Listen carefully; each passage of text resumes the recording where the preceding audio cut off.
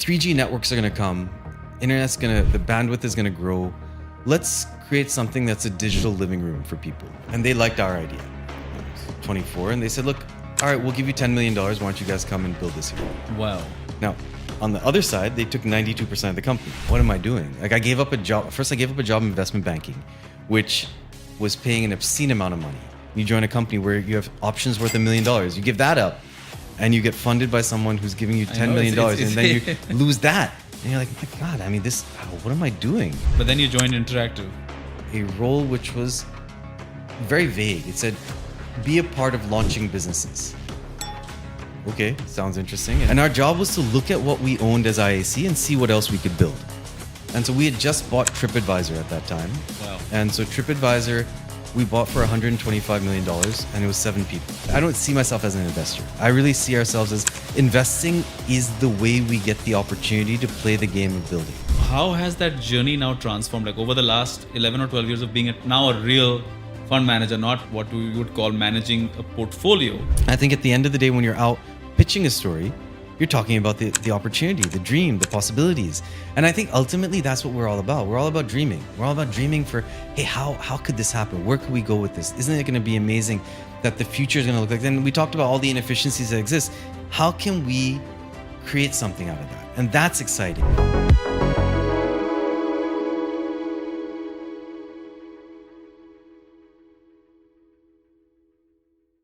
Well, hello and welcome to another, what is really going to be an amazing episode of Damani Talks.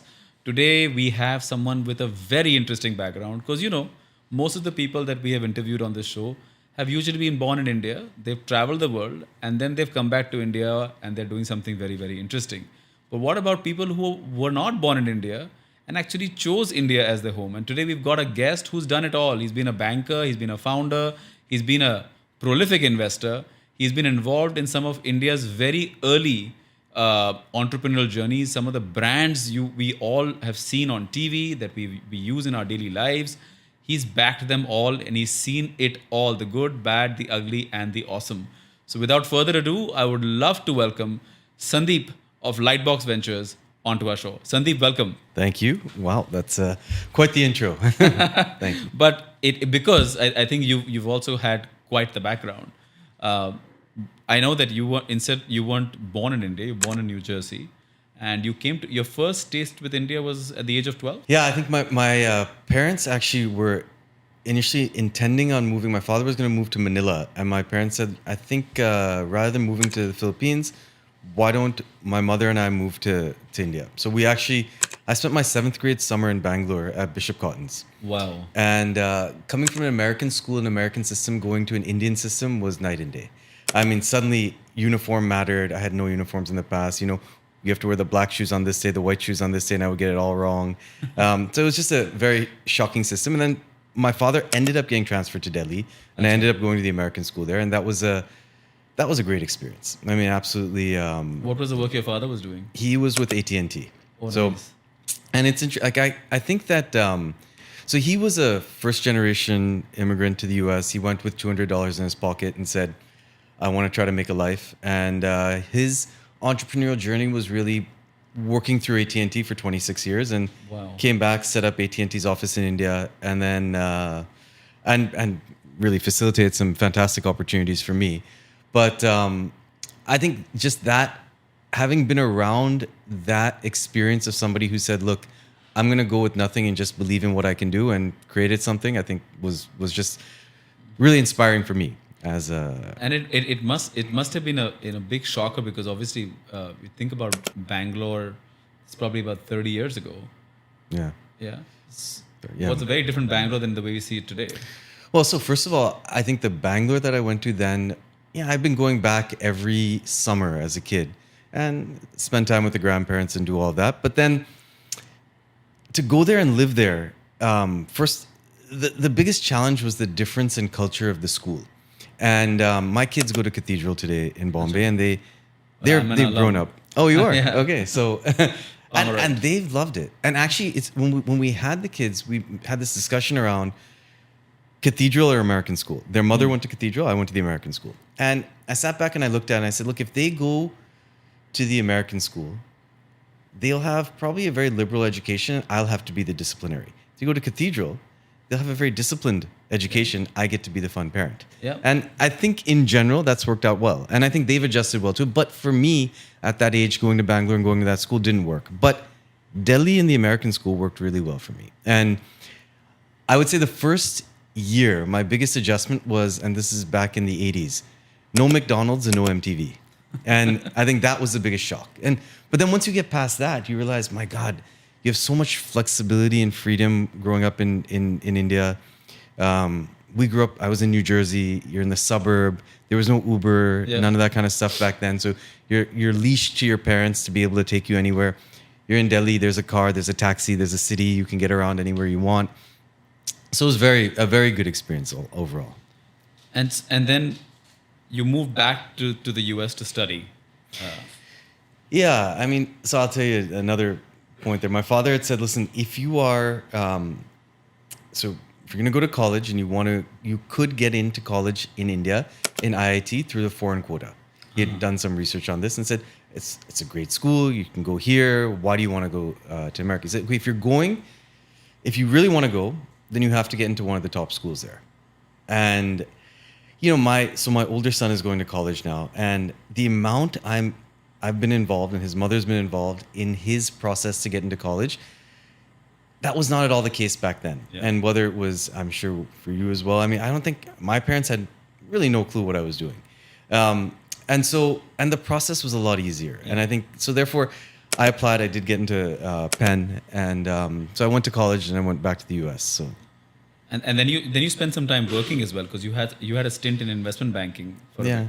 So I did an undergrad degree in engineering and business, and I think that was the start of just saying, I don't really know what I want to do. I want to do both of these things. And I felt that I was always intrigued by, and we were talking earlier about the new Whoop or the gadgets, and I'm probably I'm ready to buy any gadget anytime. I want to try it out. I want to see what's going to happen. And I think that was always what I felt was going to be interesting for me, but I didn't know what to do with that. And I think when you're in college, you kind of say, especially at a place like Penn, the only opportunities that seem to arrive are banking and consulting. And I was really interested in tech, but I didn't know what that really meant. It's been driven into your head that you have to do banking or consulting. So consulting seemed like you started a project, it would go on for 9 months. And that seemed like a really long time. Banking, you started a project, it would be maybe 2 months. So I was like, 2 months seems reasonable. You get to see a bunch of different things. And so I ended up getting a job at a company called DMG Technology Group, Deutsche Morgan Grenfeld, working for a gentleman by the name of Frank Quattrone. And Frank was one of the early tech bankers in the Valley. He raised a lot of money for Amazon, did Apple, anything that was happening in tech, Frank was kind of the architect behind it. Now, I signed up to work there, flew out to California to start, checked into this fancy corporate apartment that I couldn't afford, only getting it because the company's setting you up to get going. A friend of mine calls me and says, I think you should turn on the TV. And I turned it on. It says that Frank and the group leave DMG and join Credit Suisse. Wow. So I was like, okay. Now I'm sitting in an apartment. I've got a car. I have no idea what's going on. Do I have a job? And again, at that time, the whole, everyone wasn't sending WhatsApp messages and none of this stuff was going on. There was no WhatsApp. There was no WhatsApp, right? So you're trying to figure out life. And so ICQ is what but even cell phones were just getting going, right? This is 98. And so we got a call one day saying, if you happen to be free, come by this hotel at this time and, you might find some people there. So I was like, okay. So I went to this hotel at that time and there was a desk for Credit Suisse saying, we're hiring. Are you interested? I said, yeah. They're like, okay, then here you go. And so sure enough, that's how it got started. So it all settled and I got into banking to begin with. And it was a great experience. I mean, we worked with some really interesting entrepreneurs at a time when, we talk today about companies without profits going public. We were taking companies without revenue public. And so it was a very different time. And eyeballs is how you used to measure it. Yeah. I'll give you a way we looked at measuring the value of a company. So we were banking a company called Alta Vista. Okay. Alta Vista was an early search engine. I remember using it. Okay, there you go. So then a few other people will. But there was Excite, Lycos, Yahoo. And these guys, Alta Vista was trying to figure out the value of the company. And we said, all right, well, they don't have the same number of users. they don't have the same revenue, but we found a comp which was engineers to market cap. And we said, look, engineers are the force that drives the value of the business. So we ended up justifying the value of this company. And I think Compaq as a business ended up buying Alta Vista. But we justified it by saying, look at the number of engineers Yahoo has, look at their market cap, look at the number of engineers we have, therefore that should be our market cap. Wow. You get creative. I mean, and this kind of stuff worked. And I'll tell you, actually, that's honestly where storytelling, I learned a lot about storytelling and the value of storytelling. And I think that's something that, honestly, I think American education teaches you quite well. And I think that's the one thing I loved about even living in the US is this, that you could be unabashedly selling anything. I mean, I did door-to-door sales, right? Yeah, but I also remember, we would have kids show up at the door selling cookies or selling lemonade or something like that whenever on a Saturday or a Sunday, and it was okay. The parents were completely okay, and the parents would encourage, hey, go earn some pocket money this way, right? And I think it like you said, it taught them storytelling from a very young age. And I think that really was to me one of the key reasons why the US education or the US lifestyle was. But then how did you get into selling stuff? Because that's also not a typical. I actually walked into the wrong room. So let me Really? So I graduated about exactly 20 years ago. So May 21st, 2020 to May 21st, 2005. And I had actually gone for an interview for a startup based out of Dallas, Texas. That was in the energy space. So I was meeting with the CEO, and the whole thing was set up by my senior, Samir. He's Iranian, not Indian, and he'd already got a job the previous year. So I go to see the CEO, but while I'm waiting, there's also some sales seminar happening for the same company, where they have this outside sales group that is going to do door-to-door sales for them. And so I just happened to be there, and I saw this Indian guy right at this front, and he was very smartly dressed in a very fancy, nice suit, very, very much, like Harvey from Suits. Yeah. Basically, the Harvey from Suits was standing right there, but he was just brown and not white, right? And I just saw him like take 75, 80 people in the room and completely mesmerize them for the next 45 minutes. And he literally got them to do something like just this hand motion, and everyone had to do it this way. It was called the flat rate, and you had to keep it right here. I can still remember, it's just muscle memory. And I just saw him do that for like 45 minutes, and I was like, if I learned the skill of how to actually mesmerize 75 to 80 people in a room, I can do this multiple times a day, I could be a really rich man, right? That's all I have to do. And then so I asked Samir that, hey, who's this guy? He goes, well, he's the coolest Indian you'll ever meet. I said, no, bro, I'm the coolest Indian I've ever met. He goes, no, meet the guy. So I walked in, and Mike just took one look, and he goes, you sit right here, and you're working with me. And that was it. And I had no idea what I had signed up for. I had no idea that there was no base pay. It was completely, if you sell, you make money. If you don't, it was entirely commission driven. Completely commission driven. If you did not sell certain days, there would not even be a car to come pick you up. You had to walk back to the office. It was that intense, right? And what were you selling? Long-term power contracts, door to door. So in tech, I'll give a very simple example. It's actually now happening in India, where you can choose your poles and wires company remains the same. Just choose who you buy your power from. So in Texas, they had the power to choose. It was .org. There was a website. I think it's still live, and there was about 100 different power companies. So you could literally just choose, hey, I want a fixed rate. I want green energy. Do I want a nightly fixed rate? You could literally just manage your power the way you manage anything in life. And so you were selling consumers on the idea of you pick your power. And so you had to ring it with us. And you had to ring the doorbell and explain all this to them. And we had to do 100 door knocks a day. As a guy coming from India, I mean, you felt like this was the right thing for you. You would, because I'm assuming you'd not sold a thing before door to door. Nothing. I mean, besides selling myself maybe for a few dates here and there, but no, I had never sold anything before. I think I was very. If I go back and think about it, I was quite timid, very shy and I never thought I would ever have to sell anything in life, right? Because I came from a fourth generation family and stuff like that. But I felt that if I wanted to do something in business eventually, if I really wanted to make something out of myself, I had to learn how to articulate my thoughts Yeah. in a way that I convinced the other person. And I think I really got into, to me, selling and my major in economics, because I'm a huge economics buff, really just connected, right? Because economics is the science of how people choose, right? It's not just about money; it's about just the choose. And if you can figure out as a salesperson how to influence one choice over the other, Yeah. like I think my real breakthrough was started working with a company called Suez. It's the world's largest power company. And Suez has a AAA rated balance sheet. Even today, I think it's got $250 billion worth of assets across the world. It's got a presence in 185 countries plus. It's called ENGIE. Their product was actually 20% more expensive than your current option For power. for power. But they would lock it in for 5 years. The price would not go up for 5 years. How do you convince someone that, hey, you're paying $1,000 a month right now for your energy, for your small restaurant? It's $12.50. It's going to be $1,200. Yeah. And you're going to love it. Yeah. And you really want to. And you sold that product. We sold that product. It took me a month to figure out how to sell it, but then we built an entire, we said, listen, energy is not an expense, it's an asset that you have to manage. And if you manage it correctly, you may have to pay a little bit more today, But over you'll time, save a lot more in the long run. total cost of ownership. Total cost of, and that's, when I talk to founders, I said, this is how you sell, bro. Like, if you want to make lots of money, and we had the most lucrative contract as a company in the energy industry because Suez paid us all commissions, all upfront, no chargebacks. This is like that time of life, Wow. right? So we were making, I think at one point the company was making probably double-digit million profit every month.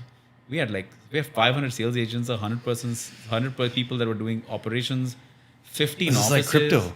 Yeah, and then I saw it all crumble. So I think that there was a learning there. But nonetheless, I think that experience of doing that in the US and being able to go door to door and being able to see US from a very different angle. We always see the nice stories, the nice tall buildings, but you go outside that city, about 100 miles out, and you'll see that there are no tall buildings anymore. Yeah. There is actual neighborhoods. There's people are working class people, and you get to know exactly what their issues are in life. I've been through trailer parks. I've knocked on doors at 5 a.m. in the morning. I've knocked as late as 11 p.m. at night. 12. In fact, my latest, one of my sales was at 12:30 a.m. at night. It was a complete cold call. I just walked into a gas station. We were doing some sort of a sales incentive. Walked into a gas station at 12:30 at night. And if I got that sale, I would get I think it was a $2,000 bonus. It sounds like one of those fraternity hazing things that you have to go through in life. We're a cult, I think. There's about 20 of us that are still in Connect from back in that time.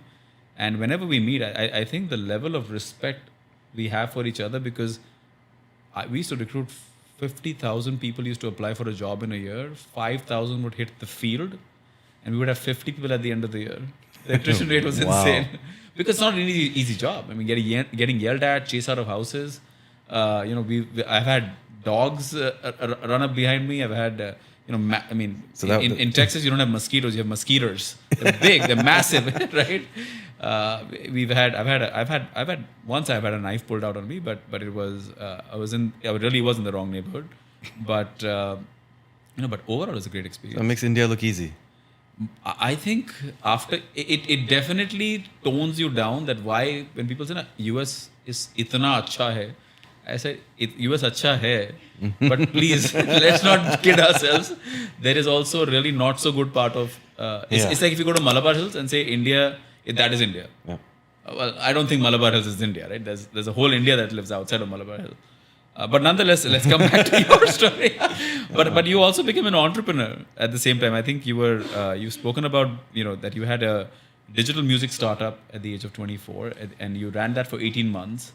So there's an entire story about how you also got unemployed, is what.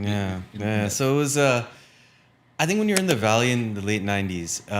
So first of all, I think I got there a little late, and I squarely blame my parents for not having had me 2 years earlier. So I would have been there earlier. I would have been a part of the building of the companies and all that. But so when you're there, you're working with entrepreneurs. You see these young guys taking companies public, and I'm sure later on we'll talk a little bit about venture and what goes on in that world. But you kind of realize that companies were going public at a very early stage. Entrepreneurs were quite young, and like, wait, I want to be in that journey. And so I actually left banking first and joined one of the companies we'd taken public, and I did M&A there. So this was a company that had an inflated stock price, and this was the other amazing thing. I think it was 99, late 99. I left, I joined this company, they gave me some stock options. I think in 3 months, my unvested stock was worth $1 million. Wow. And I was like, this is amazing. And so at that point in time, you would just think then at that point in time, just sit quietly for 4 years, you cash out and you'll do well. What did I do? 4 months later, I decided, you know what, I'm going to leave, I'm going to start my own company. And so, you're young, you want to take chances. And I think that's actually the great thing about youth. You have no responsibility. Gave up $1 million worth of unvested stock options. Yeah, I mean, it was unvested. At the end of the day, the same way it went up, it came crashing down, so it didn't really matter. But I didn't know that at that point. I would literally walked away from it. And I because a friend of mine and I, well, first of all, at that company doing M&A, learned a lot about how not to do M&A. And these guys decided that, look, it's going to look good. And I think it's a very different dynamic of how US companies are run and managed versus Indian companies. And Indian promoter-driven public companies aren't as fixated on the stock price and therefore aren't as fixated on the story that you have to tell to the market about what that stock might do in the future. US companies, meanwhile, are all about the story. And as much as we talked about selling and the importance of selling, I mean, people have ingrained that into their minds that you have to sell the story. And I mean, there's often this idea of fake it till you make it, and they'll keep kind of creating this sales, fake it till you make it, right? So you keep creating this, and unfortunately, that's I think how a lot of companies were built there as well. And so, anyways, this company bought 2 businesses. There was no buy-in from the functional teams that had to run it. They were in the Bay Area, so the company was in the East Bay. One of the other companies that was acquired was in the South Bay. Another one was in San Francisco. So it was just no one wanted to drive. And you realize that basic things in life get in the way of. Like, nobody wanted to drive 50 minutes or an hour and a half every day to go down and meet them. So the acquisition just failed. But anyways, that was kind of happening. But meanwhile, a friend of mine and I started talking about an idea. And he was in New York. I was in San Francisco. And we said, look, 3G networks are going to come. The bandwidth is going to grow. Let's create something that's a digital living room for people where you can access your music, your videos, your pictures, and it'll all be available. And there was no cloud at that time. It'll all be virtually available is what we said. And this was the time of Napster and MP3.com. And so the record labels were suing the hell out of everyone. I was running my own little server at home. I'd managed to get an Ethernet connection at home. So I was able to, I found some software and I was able to access my music, which I had. So people aren't even going to know this stuff. You have CDs. CDs were these things that you put in these drives. And, before DVDs. But you could rip them or record them. And so what we did is, so I had created my own server with my music, and I'd access it from the office and say, hey, we could do this for everybody, and we could kind of create this. And so my friend figured out that each CD had a unique ID, which basically meant the number of tracks and the length of each track would tell you what that CD was. Besides that, there was no other identifying information. So if we could read that, I could then give you access to this central copy of it, because I could authenticate that you owned it. So if you had bought, an example I used to give then was Pearl Jam as a CD. You bought the Pearl Jam 10 album. You put in your CD-ROM in your computer. I could tell you that, yes, authenticate that you own it, and give you access to the gold copy. And so with that idea, we said, look, the record labels could then get paid. People wouldn't have to do all this pirating, and all this would happen. Sony at the time decided, this whole internet thing is interesting. Incubators were going public. There were a couple that had gone public. I'm forgetting their names. And so they said, we're going to set up an incubator. And they liked our idea. I was 24. And they said, look, all right, we'll give you $10 million. Why don't you guys come and build this here? Wow. Now, on the other side, they took 92% of the company. So we had no idea about anything. We're like, great, we get $10 million and we get to build what we want. And it actually was an amazing opportunity. We came in. It sounds very logically right for that period. Yeah, I guess. I mean, look, and again, think about it this way. Sony owned music, pictures, electronics. Yeah. I was sitting there saying, look, we could build this out, and essentially they should have been what iTunes was with Apple. Yeah.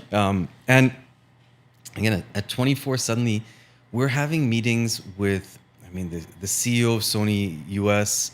We're trying to convince Sony Electronics to integrate stuff into their, what was it called? They had a Walkman. It was a digital Walkman. But at that time, the iPod hadn't even come out yet. So it was a really unique, great opportunity. And again, I guess for someone at that age, I was very appreciative of the fact that I did a lot of jobs in my first 5 years of work, which wasn't necessarily, I think, the most stabilizing thing in the world. But it was really useful to help understand what I liked, what I didn't like, what I thought I was good at. And so this was one of those where the entrepreneurial kind of bug kind of finally got to me. And I understood, okay, this is what I want to do. I want to build stuff. I want to be around this opportunity. Now, ultimately, the bubble burst. Sony shut down the incubator. We never launched the product because we could never come to rates with the record labels that made any sense. And so all of that just became its own mess. And I also understood from that, if you become a big enough problem, then people will keep funding it, which we didn't become a big enough problem. I see. And that was another thought. And I'm not sure what to make of that. And I'm not sure if that's the right answer, because we did the right thing by preserving capital, the wrong thing by from the standpoint of extending the life of the company. But I think we did the right thing because we could have accepted the rates that the record labels were offering. And they were offering rates that the business model would be like, what's a good example? I mean, you could say today what's happening in e-commerce or quick commerce, where you question, will this economic model ever work? Yep. They were offering rates that made our business look like that, and against the backdrop of piracy that was still rampant and working really well. So, anyways, we didn't do it. We shut down the business, and then honestly, I had nothing else to do. There was no jobs in the valley. There was nothing that anyone was interested in. 2001, 2002, I'm guessing? Yeah, 2001. Yeah. End of 2000. End of 2000. I just gotten married. So again, that was a big thing. So suddenly here you are, you're married, you're living there, you have no job. It was tough. And you really begin to question your worth. You begin to question, what am I doing? Like, I gave up a job. First, I gave up a job in investment banking, which was paying an obscene amount of money. I mean, you get that first bonus check that's equivalent to your whole annual salary. You're making more money than you'd ever thought you were going to make. And you're like, wow. And then you give that up. You join a company where you have options worth $1 million. You give that up and you get funded by someone who's giving you $10 million. And then you lose that. And you're like, my God, I mean, what am I doing? And so it was a lot of self-doubt at that point. But then you joined Interactive. No, actually from there, what happened was I played a lot of basketball. And I didn't have anything else to do. And you kind of realize that when you're having these self-doubts as well, you're not in the best place to really think about other things. And so I started playing ball. I met some people while I was playing ball that were doing reverse auctions for the food industry. So they were running a company called EC Markets. And the premise was, you run a business, and they're focused on the grocery industry. You run a grocery distribution business. Some of the indirect items that you have to buy are freight. You have to buy these pallets to move product around. You have to buy paper towels and paper napkins. So what can we do? We can aggregate the spend from a variety of people, run it through a reverse auction process, whereby if I was a supplier, I was supplying you, I was supplying, let's say, 10 units a month. Yeah. But if you come to me now with 500 units a month, maybe I'll supply it at a lower price. Sort of the Pinduoduo, but for businesses. But for restaurants. Right? Yeah. And for anything in the food industry. So Ariba and Commerce One were big players providing software to do this, and we were providing the services around it. And so we kind of built this platform. I knew nothing about any of this, but this guy said, look, they're looking for someone to manage the operations of this. Would you be interested? I was like, I got nothing else to do. I was really depressed at that time. I was like, let's go try it. And so the CEO of that company, slightly older gentleman, he decided that his life was better in Tahoe. And so he would kind of spend his time in Tahoe. I was managing, sort of bringing vendors onto the system to bid. And slowly he started giving me more and more responsibility. And I realized that, okay, essentially I became the COO of the business. I was like, I really don't like this whole world. Corrugated boxes, freight, and pallets aren't interesting to me. How to help people save money on buying this stuff isn't exciting to me. And running this business, which is where it seemed to be going for me, wasn't what I wanted to do. So then I one day happened to get an email from Wharton's executive MBA program saying they'd launched on the West Coast. And I said, all right, I'll go to the information session. It was on my walk home. Checked it out, and I said, okay, I guess this is a way out. Let me just see where this can go. So I literally took a GMAT 2 weeks, 3 weeks later, applied, got in, and I was like, okay, I guess I'm going to do this. And Wow. so I started Wharton's executive MBA program, and then I said, look, I really got to get out of this food business, this corrugated boxes, pallets. And so I started applying. The market was getting better. This was now 2003, 4. And IAC Interactive Corp had an opening for a role which was very vague. It said, be a part of launching businesses. Okay, sounds interesting. And IAC was a business that had been built by a gentleman by the name of Barry Diller. And Barry had kind of built this by aggregating up various businesses. And Was he buying them or just making them from scratch? so he's a media guy. Okay. And as US media guys, I think they just have amazing personality, and they just have this larger than life kind of presence and thought process around what they're going to do. And so he had actually started by buying a company called USA Networks. Okay. USA is a TV network. And from that, he realized that this internet thing was interesting. So then he bought a company called City Search, which was doing, think of it like Time Out as the magazine was, but for Yeah. online, for different cities. So you could find out what's going on in the city. Then he bought Ticketmaster, and then he rebranded USA to USA Interactive. And so it became the TV network and these internet properties, or these transaction properties. And then he realized that, look, we don't really need the TV network anymore. So he sold USA, and he started buying more other internet businesses. So he bought Expedia, he bought Match, he Wow. bought Evite. So he bought a whole bunch of Almost like businesses. 30-40% of the internet at that So he bought a lot of it. Right? Yeah. So he bought a lot of it, and he did an amazing job of kind of creating value by acquiring these assets, trying to find synergies. Didn't really care if he did or didn't, I guess. Spitting them out again, creating new entities out of them. So he was a great deal guy.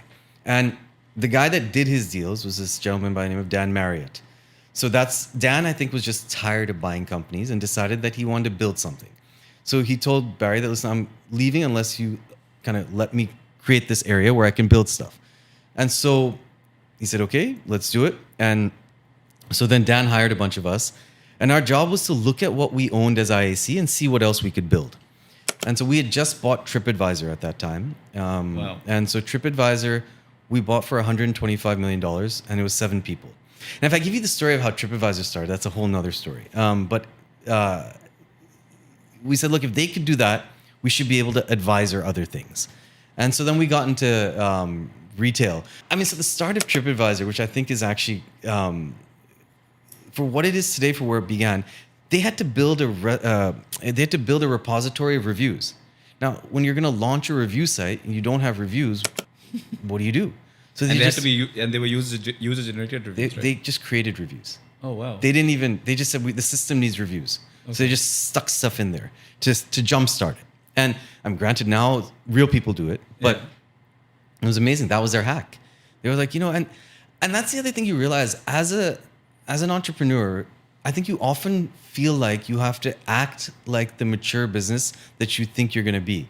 But there are so many things that people do at the beginning that have nothing to do with how the business ends up being. Yeah. And it's fine. And I think that understanding that, look, what you do at the start isn't going to necessarily have to be what the business is at the end or in the middle, and being comfortable with that and moving with it is really, really useful. And I find, actually, now that I've been an investor, that people, once they take money from us, feel like they've now grown up to an extent and act very different They than forget the scrappiness that they have to continue with. Exactly. And every one of these companies started with that kind of scrappiness. And so anyways, we looked at what TripAdvisor was arbitraging between the price at which you would get traffic from Google and the price at which you could sell it to Expedia, which is actually why we bought TripAdvisor, because Expedia, which we owned, was spending a lot of money with TripAdvisor. And we were like, look, we should just own this thing. It'll be cheaper. And it turned out to be right, and turned out to be a great business. But we ended up creating a business called gifts.com, which was basically trying to arbitrage traffic for people looking for gifting. And so I learned a lot about affiliate marketing, how to collect money from Amazon. And there were a lot of these affiliate networks that existed. And so anyway, we built that. And then I started to look at India. And this was 2004. And we said, look, we own all these properties.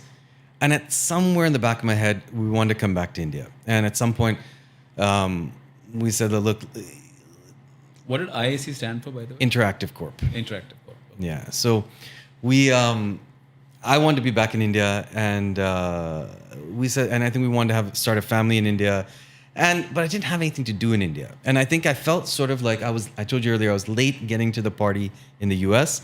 I didn't want to be late to the party in India, but what I forgot is India operates on Indian Standard Time, and so I got here way too early. So in 2004, I made the case to IAC. But let's do usually, this. Indian Standard Time means that you got here too late. But I didn't account for Indian Standard Time. I got here early. India was operating on Indian Standard Time, and that was the issue. But yeah, I guess I think that drove me to say, look, I want to do something here. And I'll tell you honestly, I put together the plan for IAC to launch our businesses in India, and they said, look, we're not doing this building anymore. I think Barry had kind of had it. Dan had decided that he was going to move on and set up a fund of his own, which he did extremely well with, a fund called Stripes.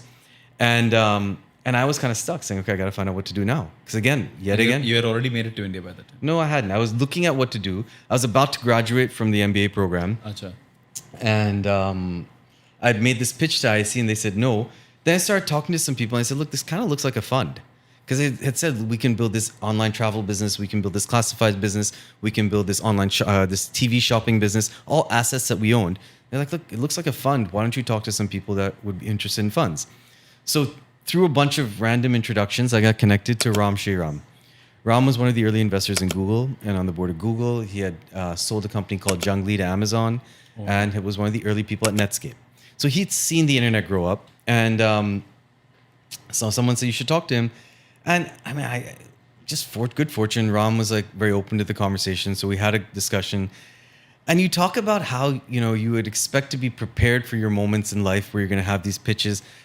I was flying from Miami to Philadelphia, and I'd scheduled a time to talk to Ram. My flight got delayed, and so I called him and I said, listen, I'm sorry, my flight got delayed. I'm just in a cab on the way to my location. Can I call you in 20 minutes? He's like, well, you got me on the phone, so why don't we just talk?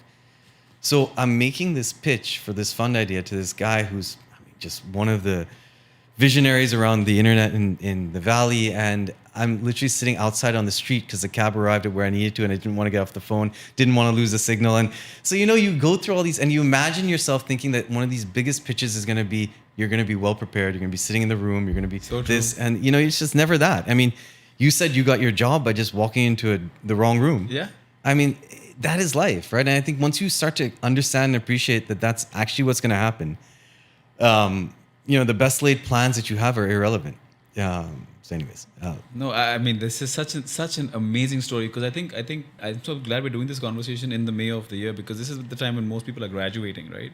And many of people that are very confused about, they want that perfect job. And they think this life is just going to be this simple path that you're going to just start from here, and at somewhere around 50, you're going to have everything laid out like the Joneses in the US.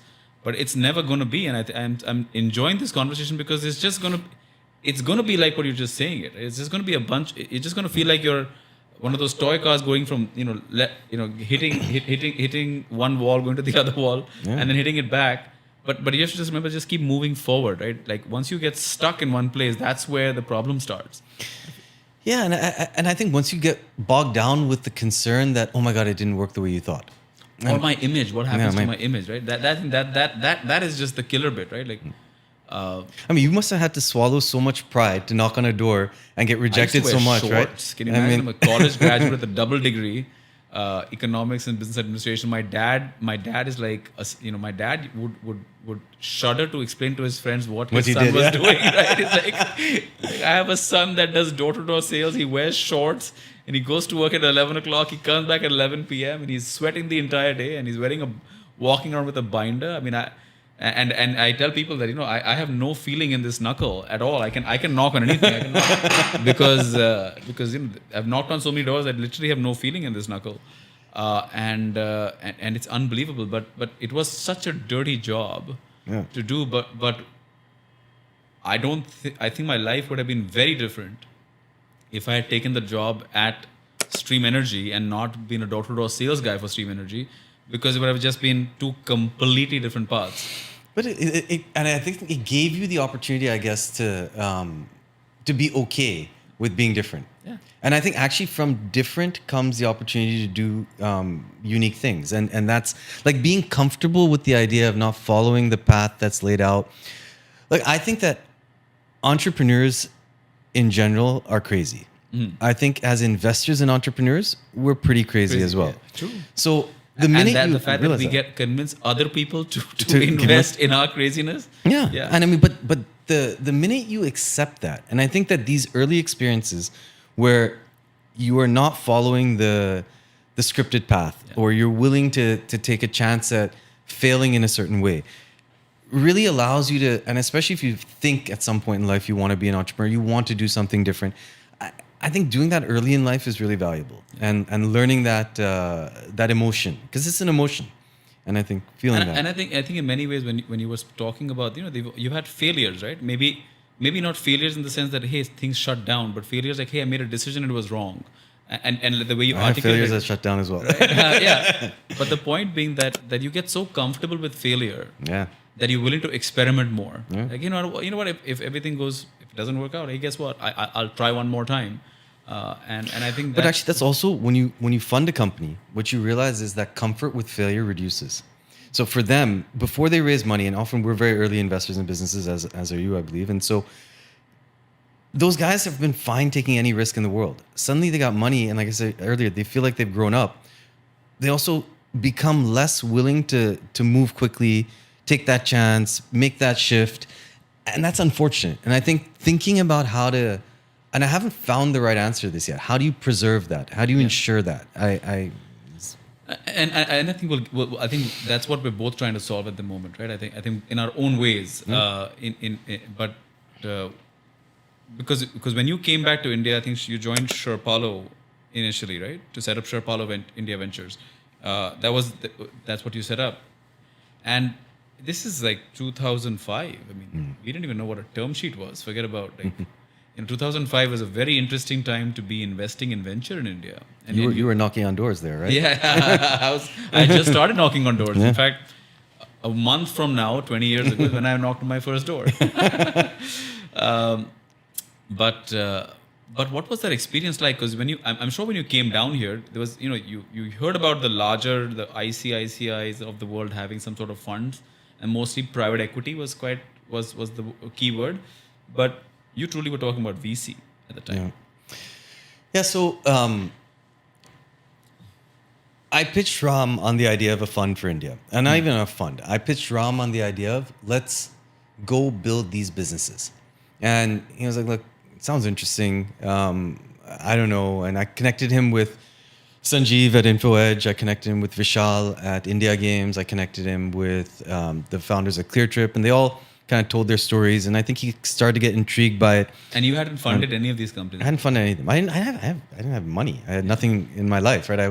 I had a lot of interest and passion to try to figure something out, and therefore I was just finding people that were doing things here and saying, look, why don't we talk and let's see what happens. And quite honestly, nobody else was doing anything here at that point in any case, so everyone was very happy to talk. And so I think Ram then got intrigued enough. They said, look, I've done a lot of work with Kleiner Perkins over the years. Why don't we talk to them and see what they think? So in June of 2005, in April of 2005, I flew out to California, walked into Kleiner's office, and they have this fishbowl kind of conference room, which is in the middle of their thing. And so it's very kind of intimidating because, here's Kleiner Perkins, one of the first venture funds in America. You're walking in there.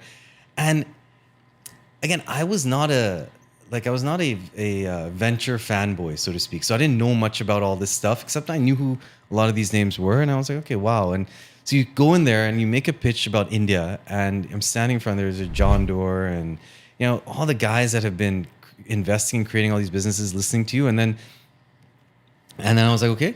And I walked out and they said, listen, we think it's interesting, but rather than investing in a fund, why don't we just see what happens? okay, now again, I'm 28 at this point. I've never done anything in venture. I don't know anything about investing. And these guys have told me, listen, we don't know if we'll give you money to invest as a fund, but if you're ready to move to India, we're happy to pay you for a year to be there and we can see what happens. Very interesting. Wow. And I was like, okay. I said, okay, I'm in. I had nothing else going on. Why not? And my alternative, by the way, I was interviewing for 2 jobs. One was at Redif to be business development. The other was at Yahoo to do business development. Wow. And so if this didn't happen, I was going to be a biz dev guy at one of these places. And I didn't know the In first India thing. or In India. okay. Because I said I want to move back. I said I want to be here. That was clear. That was clear. I want to be here. You're burning the bridges. That's Yeah. it. Yeah. So Like burning the ships. burning that too. Sorry, burning the ships. Edit that. So I said, all right, fine. So I moved to India. And we just said, look, I don't know what's going to happen. I knew the guys at Cleartrip, spent some time with them, did a little bit more diligence on it and said, okay, I think this seems like a good opportunity. So went back to Ram and Kleiner and said, guys, I think we should do this. And by the way, I'd moved to India. They sent me a sample term sheet, a sample diligence book. And that was my induction into venture capital. I didn't know anything else. You were talking about not knowing term sheets or anything. I didn't know anything about it either. Our first lawyers were Wilson Sonsini when we did the deal. So again, I didn't know anything about participating preferred, liquidation preference, any of this stuff. So I'm learning it all alongside the founders, alongside everybody else. And I mean, just an amazing amount of trust that the guys at Kleiner and Ram had in me that we figure it out. And I think that, I don't know if it was well placed or not, but it was, I navigated it. And I was fortunate, again, to have had that opportunity. And I guess we then made that first investment. After we made that investment, the founders at Cleartrip realized that they didn't have the right person in the role of CEO, and they actually asked me if I would take that role. Now again, I had not run a business in India. I didn't know anything about this. And I was like, to be an investor, I think you have to actually have built something. And you have to have been through the process of building a business. And I felt that, okay, this is probably a good idea. And so in December, I stepped on as the CEO of Cleartrip, continued that role for 2 years. In parallel, kept investing for Ram and Kleiner. So wow. We were running 2 jobs at the same time. And I think that was probably the most intense period of my life. And Kleiner also invested in Cleartrip? So basically what was happening is we didn't set up a fund. We didn't set up an entity. So going back to that sort of starting point, I would email people from a Gmail ID and say, hey, my name's Sandeep. I represent Ram and Kleiner. Would you be open to meeting? So I met the guys at ICICI Ventures. I mean, names, there were a handful, right? There was no, and then, I think Pinstorm, Mahesh was one of the companies that was doing something at that point. So there were not that many people doing that much. So it was very easy to meet the people that were out there. And I had connected with Sanjeev, and then we ended up doing InfoEdge as a deal. And then we did a payment processing business called Paymate. And so you meet people who would meet people, who introduce you to people, and then you just kind of did stuff. And we had no fund, so we had no amount of deals to do. We had no dedicated resource to do, and it was just me. So I had not hired anyone. The fact that I was CEO of Cleartrip gave me the opportunity to work in an office. Otherwise, I had no office space. And it was so it was very scrappy and entrepreneurial in that regard. And I think that was good because I did everything from building cap tables for the companies we were investing in to writing the diligence notes to negotiating the term sheets to going through the SHA and everything and every aspect of it. And so I think I know the business inside out because I lived every part of it. This is all when things were physical. There was nothing digital at the time. Right? I'll give you how physical things were. We launched Cleartrip. We spent all this time, all this money, all this effort, launched the website, put an ad in the paper saying, buy tickets here at Cleartrip. The first sale we made was to a person who found the office, rang the doorbell, and said, I want to buy a ticket. I was like, I think we've missed the entire point of this business. So yeah, it was a strange time. I mean, and I guess so 2005, or rather 2006, 2008, you were running Cleartrip. Yeah, and then I handed it back over to Stuart, who took on as a CEO, did a great job of it. He was one of the other founders. At that point in time, I think he focused a lot on the supply relationships for the early part, and then he stepped into this role, and he did a great job with the business from there.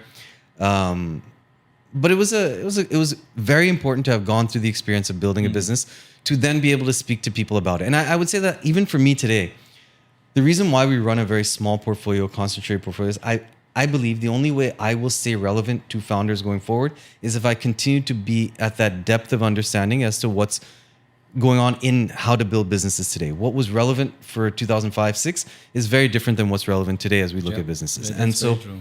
I think, and I enjoy that. And it's fine. I don't see myself as an investor. I really see ourselves as investing is the way we get the opportunity to play the game of building. Yep. It's sort of our entry fee into that thing, and then therefore you get the chance to ride alongside a bunch of people in the highs and lows of building a business. One of my friends was a co-founder of a company called Half.com that they sold to eBay, and this was back in again the late 90s.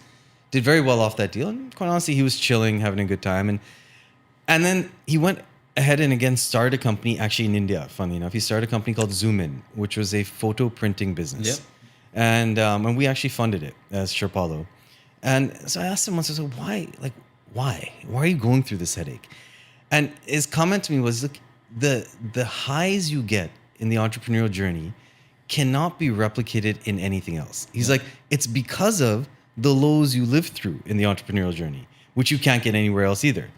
So that reality, I think, is so true. Like, I think we're adrenaline junkies as well. In addition to being crazy, it's like you're in it for this kind of, let me go through this roller coaster, let me live this life of this. It doesn't always work in the context of the LPs you have to report to, because they don't necessarily want that. They want stability or straight linear growth and all that stuff. But I think the journey as an entrepreneur and the journey as an investor in early stage businesses is about that, and it is about that up and down. I completely concur with that. In many ways, so I had a podcast with Ashish. Also, we talked about the fact, also that, it was great. Maybe when you make your first $10 million exit, I'm sure there was a high. Ashish Tulsian from Possessed, it's called RestoWorks now. And we were talking about, like when he first got his first $10,000 deal or $100,000, now he gets $1 million, deals, and he's like, but it's no longer the high. Just seems to be needs more hires, right? So it's like maybe the next one is like a $10 million deal, and then the next time when one of my guys comes and says that, hey, we got 10 million, I'm going to be like, okay, it's fine, great. What's next? Yeah. And I think in many ways that's what keeps happening to us as founders. We just keep chasing that next high, but just I think how we do it, and ensuring that we don't kill ourselves doing it is really the. But I think this is a country that offers that opportunity beyond belief, and I think that as much as I guess when I graduated, America was this land of opportunity and where you wanted to be and what you wanted to do. I think that if I look at it today, India with its and we have this comment that we make that India is inefficiency at scale. Yeah. And I think that creates opportunity that's kind of unbounded. And everywhere we look, I mean, we were talking earlier today, where the lift takes time, where there's traffic outside, where this is there. I mean, you can find some problem. And I think you mentioned earlier that problem probably is being faced by 1% of the population. And it's big. Yeah. And I think that's absolutely right. And I think that's what's exciting. Not everything's venture backable. Not everything needs to be. Not everything is that. But it's opportunity to build cool stuff. Yeah. And you have, I think, a country that's on that upswing of aspiration, getting exposed to things in a different way. And all of that is just creates excitement. Yeah. And I think that's. So when did Sherpalo then become an actual fund? When you raised Fund 1, what was? Yeah. So Sherpalo. So it was funny. We were running this operation saying that, hey, we'll email people from a Gmail ID. And actually, it's funny. One of the people finally came to us and said, you guys have to stop doing this. You need to create a name, because otherwise people aren't going to keep taking you seriously. And even though you're deploying capital and all this. And so eventually Ram and I spoke, and he said, all right, look, we have to come up with a name for the entities. Like, I've got my family office called Sherpalo. Let's just use that. And so Kleiner was like, yeah, we don't care. That's fine. So all we did was just stop using Gmail and set up Sherpalo as a name and kept doing what we were doing. And then eventually we took an office space. And then I think finally in 2010, I hired someone. Until then, we had our CFO, who is my CFO today, was working with us, and she was handling all the legal and kind of reporting related matters. And Bhavna, who's my assistant, who now kind of runs all of our operations, was there as well. And that was us. There was the three of us, and we were doing this. And then we hired one person as an associate finally. And then we realized that, okay, look, we have to think about what we're going to do long term here. And I started to realize that, look, I have to think about what I want to do. And Kleiner, I think, had gone from a 10-person organization, 10-partner organization to probably 40 partners at that time. So for them as an entity, India was kind of the afterthought of the afterthought. And so they weren't necessarily that as excited about what was going to happen. And India honestly hadn't delivered liquidity yet at the level to make it exciting. In fact, in 2009, 10 was a year when many of the private equity funds were underwater. Yeah, it was a tough. I mean, if you go back and look at the whole thing, right? Financial crisis happened. Yeah. Everybody was questioning what was next, and nothing had delivered that J curve that we expected in India. And so, and then for Ram, meanwhile, Google had done extremely well. All he had to do was sit in his backyard, and he was very happy with how that was growing. And India, meanwhile, was questionable. The opportunity was there. Someone described to me India as a plane sitting on the runway waiting to take off, and it's been waiting forever. And so it's going to happen. It's going to happen. And I think there's a statement that someone says, we said this a lot. This time it's different. Yeah. And that's the most dangerous statement to make. And so we used to keep saying, this time it's different. This time it's different. This time it's different. And eventually we were going to be right. And I believe eventually we will be right. But it's taking longer and it's consuming more capital. And so Ram and Kleiner started to question what they wanted to do. I started to say, look, I really want to be here. And I decided at that point I had 2 kids. Life is very much here. I felt that, once you've started to establish your knowledge base in a certain area, I think it made more sense to continue to build on it. And so at that point, it had been about 5-7 years of me doing this. And I said, okay, look, I guess I have to institutionalize. And I didn't know what that really meant. Now, again, understand I'd never talked to an LP in my life except for Ram and Kleiner. I just barely understood how to run a fund, which was not even running a fund. It was investing money in businesses and kind of thinking about it. Yeah, deploy money, right? You weren't thinking about portfolio construction. We weren't thinking about exit horizons. We weren't thinking about, and even it's so funny. We used to get the fund audited, but no one really cared about what the audited number was because we were like, that's irrelevant. I mean, we know what the thing is worth. So whatever the auditor wants to say, let them say. Like today with actual institutional LPs, you care about this number, but at the same time, I wonder why we should care about the number because, and we've actually been very aggressive at marking down as opposed to marking up because I'm like, look, at the end of the day, I mean, TVPI and DPI needs to be closer. Yeah, I mean, what are we? How are you going to make this gap up over time, right? And so, anyways, I think that I then had to think about and understand what it meant to run a fund, and that's when in 2010, 11. I said, okay, I can't raise a fund on my own, apparently. So you have to have partners. You can't wake up and find partners on day one. So let's go start finding people I want to do it with. And so found the people who ended up becoming my partners for the fund at the beginning. One of them was a close friend of mine from school. He had started a company in Delhi, scaled it up, sold it to NIIT, was with NIIT for a while. And then he was thinking about what to do next. So just when you say school, you mean UPenn or no, American school in Delhi. Okay. So we know each other for a long time, and so we started talking. I said, "Look, what are you up to now?" He hadn't figured out what he wanted to do next. He was getting a little tired at NIIT, and so I said, "Okay, look, maybe we should try to do an investment together. See how we think about it." Had another friend in the U.S. who was a first corp dev guy at Google, and he had been sort of one of those sounding boards for me in life throughout. And so I spoke to him as well, and I said, look, he was actually the one who had connected me to Ram as connected me to a person who connected me to Ram. So he'd known my journey, and he was like, yeah, I think this could make sense. So we all had this meeting in Delhi. He flew in, and then the other guy who told you sold his company to half. Yeah. So the 4 of us sat down in Delhi, and we said, okay, look, why don't we make an investment or 2 and see what happens? So we made 2 seed investments, one in a company called Imbibe, which is a test prep business, and the second in a company called Shop Clues. And so let's see how we work together. Let's go through the whole process. And it kind of worked well. We liked it. And around the same time, Ram started to say, look, I think we need to figure out how to get liquidity.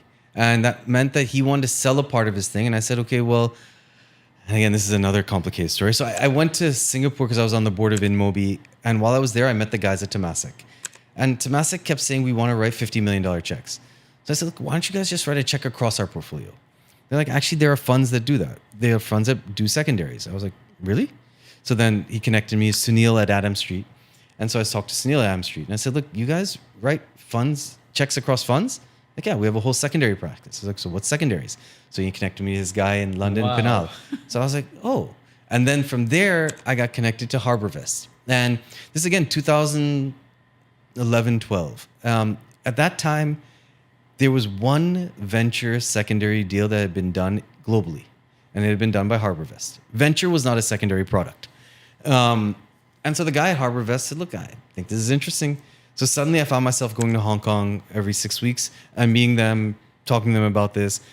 So end of 2012, HarborVest said, look, we're ready to do a deal to buy a portion of Ram's holding in all of our companies, set up a new entity. Ram would roll over his portion into it. Kleiner, meanwhile, we didn't know what they wanted to do. And so we said, look, maybe they'll be interested, maybe they won't. Let's see. So December 28th or so, HarborVest called me back and said, look, we just looked at all the numbers for the quarter that just ended across the portfolio. They're amazing. Like, we're worried that this won't hold up. So we want to watch for one more quarter. So I was like, shit. We had a deal done. I thought we were ready to go. January 2013, Kleiner calls and says, you know what? We decided we wanted to exit India. So I was like, oh, fantastic. I've got a buyer. They're like, okay. But I was like, but, we didn't really run a process. It was just me calling people and learning about this. Like, you guys think we should run a process? And here again, this was probably one of the biggest mistakes I made. And I should have just said, look, we've got a deal. It's as good as it gets. Let's just move on. Anyways, we then had to find a banker, go through that whole thing, interviewed a bunch of bankers, signed up a banker, then go through a process, write a document, all this nonsense. It went on for almost another year. No, wow. Just to get to a point of, again, HarborVest making the offer. But then we had 2 or 3 other offers. And I'm going to cut a long story short and say that we had 3 potential deals that failed each time for one reason or the other. And I can tell you a secondary is one of the most challenging things to do. And at that time, especially, today it's gotten better because there's more maturity in the market. People understand it. I think data opacity has come down Yeah. quite a bit, because you can actually get a lot of data even without asking for it. So it's only the more finer metrics that are, because you can go to MC and get whatever you want at this point, right? Yeah, but I think also people then didn't know how to price in the sense that they were like, and that was actually my first understanding of why my audited number on the books was important, because they were pricing at a discount to that or a premium to that. And I was like, wait, I've never even seen that number. And so suddenly I had to look at that number. And so anyways, we eventually got the deal done. We bought over 6 of the companies and that became Fund 1 for Lightbox. And then we raised $100 million. So you actually Fund 2. became so you created a fund in which eventually... Yeah, so we spun out everything. Okay. I set up a new entity, Lightbox. We took over 6 of the companies. We exited the other 4. One where we sold InfoEdge, our stake in InfoEdge. We sold our stake in Cleartrip. And so in general, and we actually Ram and Kleiner weren't willing to part with InMobi, to their credit. And so we didn't end up taking that into the fund. But yeah, so they kind of... These must have been really good returns. I mean, these were all 2008 investments. They did. I mean, that fund did very well. Yeah. So the 10 companies we invested in, at the time of us returning it to Ram and Kleiner, it was basically, let's look at it, say 2005 to 12. So call it 7 years, 8 years till 2013. 8 years. They got a 1x DPI and an 8x TVPI at that point in time, which since then, given how InMobi has grown in value, my guess is probably around 16 to 18x as a multiple as on a portfolio. Yeah. Wow. And if we'd held... And usually you were like, what were the sort of what are the sort of stakes that you were taking in the businesses? Yeah, so it was a lot. Our first checks were usually in the $3 to $5 million range, and our ownership was usually between 30 and 40%. Wow. So yeah. So at one point in time, we owned 40% of InMobi. That's amazing. So I don't think today they do. They sold down at various points in different ways. But I mean, Cleartrip, we started with a 40% ownership. I mean, these were like almost private equity style ownerships, right? In a VC. And if you ask me, I think that is really what the opportunity set looks like in India. I'll give you a couple of reasons why. Because the number of 10 billion plus outcome opportunities in India is limited. So your outcome range is likely between 500 million and 2 billion in that zone. Okay. You took 5 companies. You had 10 companies when you were at Shrapalo, and you said 5 you took into uh, Lightbox One, Yep. and the other 5 were exited. Exited or left behind with Raman Kleiner. Okay. So yeah, so we brought these in, and look, there were 2 parts of it. One, we had to raise money for a blind pool, which was fun too for us, and we had to figure out what to do with the existing assets. So the intent was more to settle the assets that I'd invested in, whether we took them, someone else took them, whatever happened was more. I know Raman Kleiner didn't want to manage them, so they were going to manage InMobi. They were happy with that because it became more of a global company. But the other assets in India, they were like, look, somebody's got to deal with this, and so figure it out. And so therefore, that's where that whole journey of secondaries started, and we got through this whole universe. And I'll tell you, we started by saying the bankers presented this idea of a staple deal. We'll get you the secondary done, and the people that buy the secondary will give you money for a new fund. I was like, sounds brilliant. Great. One set of people to talk to. Then you start to realize the guys that want to do secondaries don't really like blind pool because they feel like they're getting a discount in the secondary, but in the blind pool, there's no discount. So then you're saying, okay, fine, that's not going to work. So we banged our head on that problem for a while and then realized that we needed to have 2 separate conversations. And when we had the conversations for the blind pool, funnily enough, we ended up getting our commitments for the blind pool before we figured out what to do with the secondary. So this was a really awkward situation. So I had our first anchor LP, and all our capital came from outside of India. We didn't even know who to talk to in India. And again, you have to remember, I had not spoken to an LP in my life. The only LPs I spoke to were people that would show up in India, seek us out, and say, hey, we want to know what's going on here. And they felt we were kind of an uninterested party because we weren't asking for money. We didn't care about positioning anything. We just kind of talk about what was going on. So through that, I started to connect to other people and find other people. And we never hired a placement agent. We never did any of this stuff. We just said, okay, let's start. And I remember that process. I did 220 meetings to raise the fund. And this was anybody with a pulse and have an interest in India, I would go talk to them. And it was, again, I think you only learn stuff when you do it yourself. Yeah. And I think I learned the entire process of setting up a data room, understanding what LPs need to hear, want to hear, understanding that there are certain boxes that need to be ticked in a certain way that give them the comfort. And also understanding that, look, I guess we had a very different approach to it. We went with the idea that, look, we're going to run a concentrated portfolio. I had invested over the course of 8 years, we invested in 10 companies, $80 million. And we said that, look, I like this idea. Invest in a handful of businesses. That's what's interesting to me. Deploying capital is not interesting to me. Engaging in businesses is interesting to me. So that's what I want to do more of.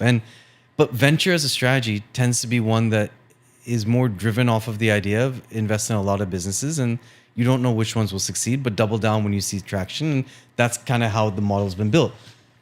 But again, my argument is that model was built in the US for a US market, and a US market at a time that was driven on, and actually I learned all my understanding of venture investing from Raman Kleiner.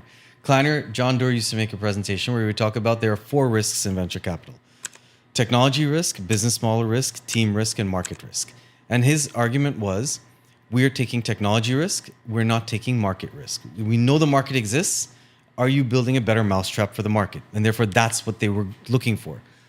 But the reality is mousetraps are unpredictable. So you don't know if this mousetrap's going to work or that one's going to work or that one's going to work. So you invest in a bunch of them. And as some start to work, you then go. Right? But in India, you're not investing in mousetraps. Here, the technology to figure out how to do a subscription model for furniture rental isn't rocket science. Is the market ready or not is the question. The technology for doing custom shirt production like Bombay Shirt Company isn't rocket science. Is there not enough of a market for it? So you're making bets on the market here and taking market risk much more so. So in my view, at least, we were saying that, look, we don't have to bet on new mousetraps. We can say, look, we can assess the market and decide if we're in a big enough space. It might be a little bit like this, a little bit like that, but the market's big. And you're taking a bet on, is the market moving in a direction? So very different than the US, in my opinion. And therefore, we said, look, we can run this as a concentrated portfolio and we can keep doing what we've liked doing because we enjoy, and everybody I brought in were people that enjoyed being operators, not interested in being investors. And actually, it's been one of the more difficult challenges over time as we become known as a venture fund. You start to attract people that want to be in venture capital. Yeah. At that time, we were kind of not known as anything. And so we were kind of saying, look, we just want to build cool things. So no one knew what to bucket us in. No one knew anything. So I was able to find people and bring people into the team that were from diverse backgrounds and had an interest in company building more than investing. And I think today that's the journey I'm back to, is getting back to the place where we want to bring people together that are interested in company building, come from different walks of life, so that you can create unique energy that then allows you to create opportunities. And I think one of the things that Lightbox was always known for is that you took substantial equity because that's how you knew you were being paid for your time. Yeah. Right? It wasn't about, hey, let me have 5% equity or 10% equity. It was like, I remember most of your equity is about 25% or higher is how I remember. Furlenco, I think, as well. And now, as you see the ecosystem today, right, with all this conversation, which I'm not a big proponent of it, is that founders now want to talk about that I don't want to dilute too much, right? But the point is, unless you've got a model figured out, you'll have to keep raising money till you get there, and which means you have to dilute, right? Without dilution, this thing doesn't work. But do you see that there is a middle way where because again, and I believe that the only way venture investors and I think you're not traditionally the venture guy. You're a private equity. You're not investing in just ideas. You're investing in something that is far more substantial. But do you think that we come to a point where founder dilution needs to be talked about, or founders just need to be comfortable with dilution? So I think our ownership position also is a reflection of the natural state of the market. So we were talking earlier, I think you said that the number of 10 billion plus outcomes in India is limited. Yeah. So you're kind of range bound in terms of what your exit's going to look like. And so let's say that, I don't know, your range is between 50 million and 500 million. Now let's just pick 200, 300 million, all right? 200, 300 million is your outcome possibility. Highest probability, that's where you're going to land. True. Now, if you run a $100 million fund, and let's just say you want to deliver a 4x on the fund. So you want to get to 400 million. Now, you're going to invest in a set of companies, and you know your outcomes in those businesses are in the $200 to $300 million range. Again, we'll go with 200, and we say your ownership, let's say, is 10%. Yeah. How are you going to do it? Like, how's it going to get there with the amount of capital you're going to deploy? When you start to do the math on all of this, if you own like 5%, 10% this, it doesn't create the multiple that you need on the capital you're deploying. And especially then, if you're going to have enough failures on the other side of it all. So, True. So given all of this, at least for me, it became the direction I wanted to go, was saying, look, I'd rather tie my fate to a handful of people, be very vested with them, say that we're going to do more than just give you the money, and literally I wake up every morning and I think about every company because I can. I have today we actively have about 11 active companies. I can think about every business. I can call every CEO every week. And not that I do, and I think they would lose their mind if I did. But we talk often enough that they know. And I think that one of the things that I lived through as CEO in the previous instances of different companies was, it's a very lonely existence. As a CEO, you're expected to have the answers to your employees and to your investors. And you sit there wondering, what the hell am I doing? Yeah. And I have none of the answers is really where you sit. And so to be able to be a person who will be empathetic with them, engage with them, call them not when you have a problem, but when you feel like they need someone to talk to, or just generally be there, I think is really helpful to them in their journey. And I was talking to someone else who said, in these businesses, it is often that one person that can make a difference in the company. And often it's the state of mind of the CEO that makes a big difference as to what's going to happen. And their state of mind, we said earlier, they're crazy people. Yeah. So and I mean that with the utmost respect, that craziness is what creates the opportunity, but it's very fragile. And therefore, there are things that are happening in their life that if they're out of whack, makes their ability to continue to progress in this direction also very challenging. And I would also say that there's a lot said about as a fund, investors talk about being founder friendly. Yeah. Now, I don't know that that's the best answer. I think that, and you said earlier, we're very private equity-esque, and I think that that's absolutely right. And I think I had one of our LPs tell us that venture guys are way too nice, and I reflected on that, and I agree with him. And I think that, in this drive to believe that we must be founder friendly and position ourselves as founder friendly, you lose track of the fact that the most friendly thing you can do to the founder is create value for their equity. Yeah. And creating value for their equity often may mean that you have to be founder unfriendly. Yeah. And I think accepting that and the ecosystem accepting that and founders accepting that what they should filter for from an investor is somebody who is going to tell them the truth the way it is, tell them that they are stupid when they're stupid, great when they're great, and help them get out of the situation when they don't have the skills to do it, is probably more valuable to them than having someone who's going to tell them that they're the best thing in the world and that the sun shines from them. And so, and I think that to do that and to do that well with the founder means that you have to have trust with them and a relationship with them. And all of that comes back to then saying, I can only do that with a handful of people. And if that's the case, then I have to own significant equity in those businesses. And that kind of works from all angles. Makes sense. Market reality, the dynamics of the founder, the reality of venture businesses. And I think that that's honestly, and it's also what genuinely interests me. I couldn't wake up and start to cycle through 100 companies and think about each one and all the problems they have. And I think therefore you have a different mindset and an understanding of how to triage if you run a portfolio of that scale, and that's a skill that I don't have, and I know. So therefore, I'm saying I'm happier in this world. And usually, then Sandeep, like as you've obviously Lightbox 1, Lightbox 2, and now Lightbox 3. How has that journey now transformed? Like over the last 11 or 12 years of being now a real fund manager, not what we would call managing a portfolio. You're now actually responsible for a set of capital that is dedicated and managed by you, about 450 million in AUM today. This is invested AUM. I'm not talking about TVPI. How has that journey changed for you, right? And have you now? Do you go back and say, you know what, was it easier back then, or is it getting easier today? I was talking to someone the other day, and we were having I forgot what we were talking about.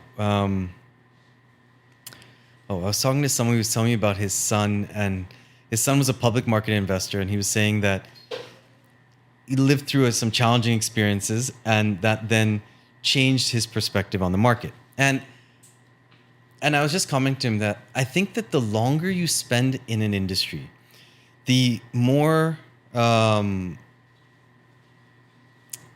I'm going to say this, cynical, realistic, pessimistic, one of that words you become. And I think that the optimism with which I started, and if I go back to 2005, and I came saying that anything's possible. This country's going to be amazing. Everything's going to change overnight. We're going to create this great business. All this stuff is going to happen. Then you live for 5-6 years and you look at it and you say, okay, it's a bit harder than I thought. Then you start to raise capital. And then you say, okay, well, that was a pain in the ass. And okay, finally got through that. Okay, now I figured out how to raise money. Now you start investing and you say, okay, well, we've understood those businesses. Those might be not the kind. Now we want to invest in these kinds of businesses. This is what the market's ready for. And then you start to do that and you say, well, oh, wow, we didn't realize that that's going to have those issues. And you start to realize, okay, that's hard. And then every now and then you see a green shoot out of something that's working and suddenly you're like, wow, okay, this actually does work. But then you're like, wait a second, was that luck or was that a formula? Yeah. And so, I mean, the question is of, I would say that the struggle probably is to continuously find, to unlearn, so to speak. And to say that, listen, whatever happened there is a problem, it's okay. The opportunity is still large. And I think that that's actually, funnily enough, I get a fair amount of that energy from pitching to LPs because you're forced to tell the story over and over again. And when you go out there to tell the story, and because look, when you're running companies and when you're in the business here, it's you spend your time looking at the negative. You don't spend it. You never do a portfolio review and sit there and say life is beautiful. Life could be good. Businesses could be going well, but you'll sit there and say, why isn't this working? Why isn't this happening? What could we be doing more here? And that's a heavy process, so to speak. It's a necessary process, and it's good to push. But I think at the end of the day, when you're out pitching a story, you're talking about the opportunity, the dream, the possibilities. And I think ultimately that's what we're all about. We're all about dreaming. We're all about dreaming for, hey, how could this happen? Where could we go with this? Isn't it going to be amazing that the future is going to look like? Then we talked about all the inefficiencies that exist.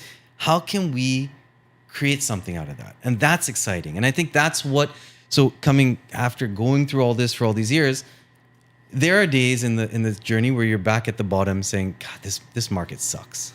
It's just not going to happen. DPI is never going to get created. We're never going to generate liquidity. And by the way, I think we're over-invested as a market. I think it seems like to me, every day I hear about a new venture fund starting, and I'm like, okay, what are we going to do with all this capital? And that then it becomes the existential question of, okay, so what are we doing differently? And why do we want to exist? And what are we going to create? And I think I have answers to those questions, and I think we're building on those. But it's important to question that, I think, regularly. And I think, that's perhaps what keeps me going.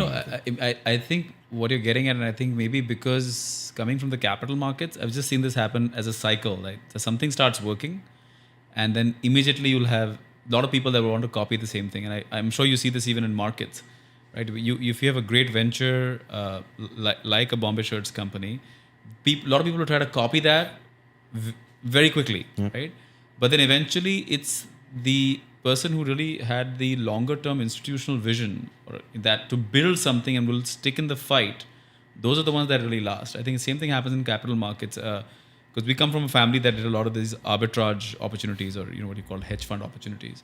From 98 to 2010, we were me, my father, my uncle, and my their two first cousins. I think they did a significant chunk of the liquidity for the exchanges through their arbitrage. Each one managing about 100 traders each, and it was a pretty large operation. But and since they were making so much money doing it, suddenly everybody was doing arbitrage, right? Yeah. And then the options market came in, and then obviously things, and then you would find people who would just be like 2-person operations in Borivali that are sitting with two computers and doing it. And now if you look at it, all that opportunity is gone. Yep. And we're all just talking about arbitrage funds, right? It's all about, hey, DSP has an arbitrage fund, or Invesco has an arbitrage fund. And I think that's what eventually will happen over here. Right? All these venture funds, and I've seen many of the family offices launching them, is that it's somebody in the family office who thinks that, how can I save that 1 or 2% management fee? And I'll try doing this on my own, but not realizing that what you're literally throwing out the bathtub with the bathwater, because it's not, when you're managing other people's money, it's a whole different ballgame. You've done it for 11 years. I'm now on my 6th year doing it. There's quarterly updates. There's every single decision has to be thought through. I can't, as a family office, I could decide, hey, I want to invest in a business that makes this. Just makes this, and I have nobody to answer to, because hey, I only answer to my family. But as a fund, I have to pretty much explain, hey, how did this sort of a venture, make it to the PPM, or a match with the PPM that I gave the LP, and did it go through the entire process we're talking about, or do I have, some other ulterior motive with this business? I don't think many family offices are prepared for that. But for now, it's very easy and effectively cheap to launch a fund, because if you have 25 lakh rupees, you can at least get your Cat 1 or Cat 2 license. Can you run a fund or not? That's a whole different question altogether. It's the one job that we do here where everybody seems to do it as a hobby as well. Yeah. And I'm amazed at it. Like I'm just and I find that I spend a lot of time worrying and trying to do it, and I don't think we do it that well. I mean, it's hard. Yeah. And I think that this question of saving fees, and if that is the logic behind why people do it, I think it's unfortunate and very short-sighted in that sense, because really, and actually, first of all, venture as an asset class is a poor asset class. Yeah. Hands down, we should first understand. You should not be doing venture if you believe that, wow, I'm going to create great returns and it's going to be amazing. Because the average venture fund does not return money. And so it barely gets to 1x. Now, if you look at that and you say, okay, now I'm going to do this and I have no differentiated rationale or ability to do it, then I'm the average. Yeah. So best you can hope for is get your money back. That's the best you can hope for. Now, you should do it, I think actually, then you should do it as sort of a passion side project and say that, fine, I'm willing to lose this money, but I get to play around with a bunch of stuff, so be it.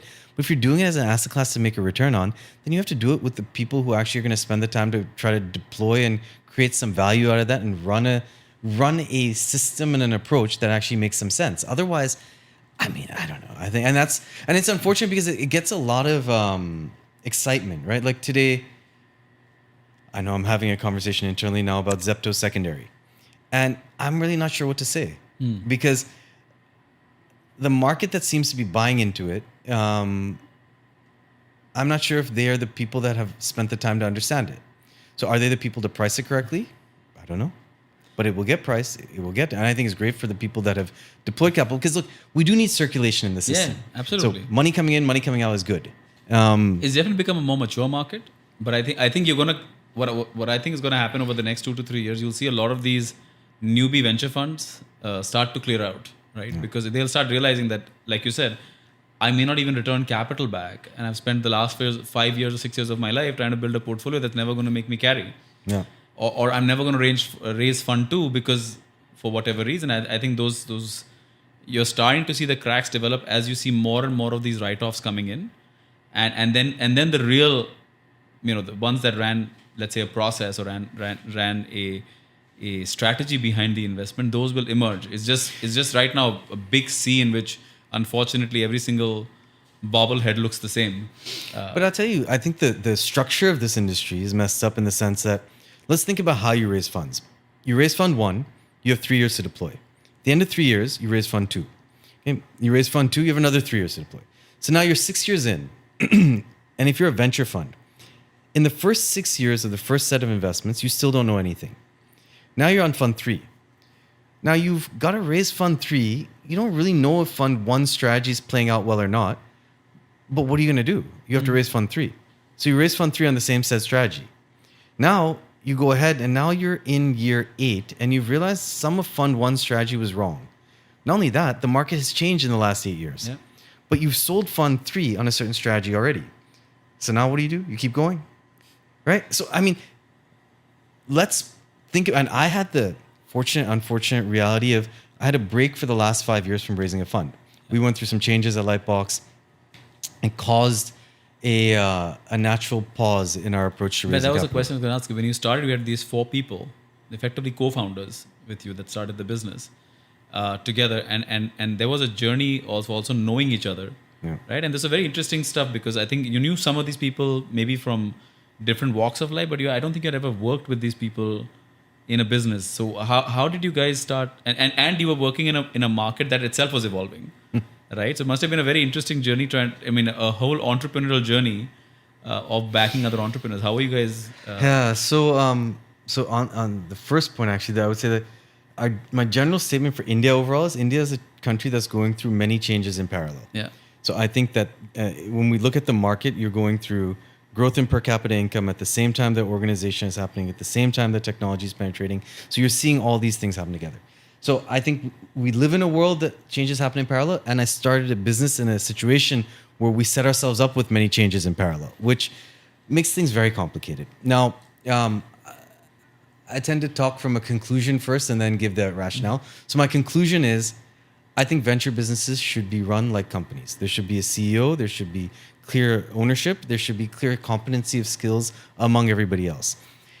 I am less and less in favor of the idea of looking at us as a fund that's labeled with these partners that all do similar things, because it's not that useful. So today, our structure today, I look at managing the fund.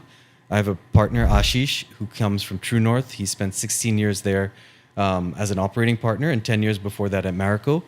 And his interest and excitement in life is operations of companies. That's all he cares about. He loves getting involved in the details of how businesses are executing. And it's at a depth that I quite honestly don't have the patience. I have the desire, I have the stated interest, but there's no way I can go and have the the level of patience that he does, and the insights that he does from all the years he's had doing this. So we've now decided that we're very functionally oriented, and so therefore I'm clear. I won't do what he does. He doesn't do what I do, and I think that's what we didn't have at the beginning. We set up based on what everybody told you what a venture business is. What's a venture business? Your partners. Have 4 partners. They all do the same thing. You guys are interchangeable because if one of you gets hit by a bus, then somebody else can take the role, right? This is the methodology. Now, today you invest in a company. If a founder gets hit by a bus, okay, that's a real problem. Yeah. You deal with it. We had a founder who passed away. And so you have to deal with this issue. The business shut down because he was actually it was a food business and he was the chef. And if once the chef is gone, like what happens to the business? We had zero idea. I mean, it was unfortunate incident, but yeah, you're absolutely right. But this is this is a risk that you can't diversify away, and you create more complexity, in my opinion, by trying to do it.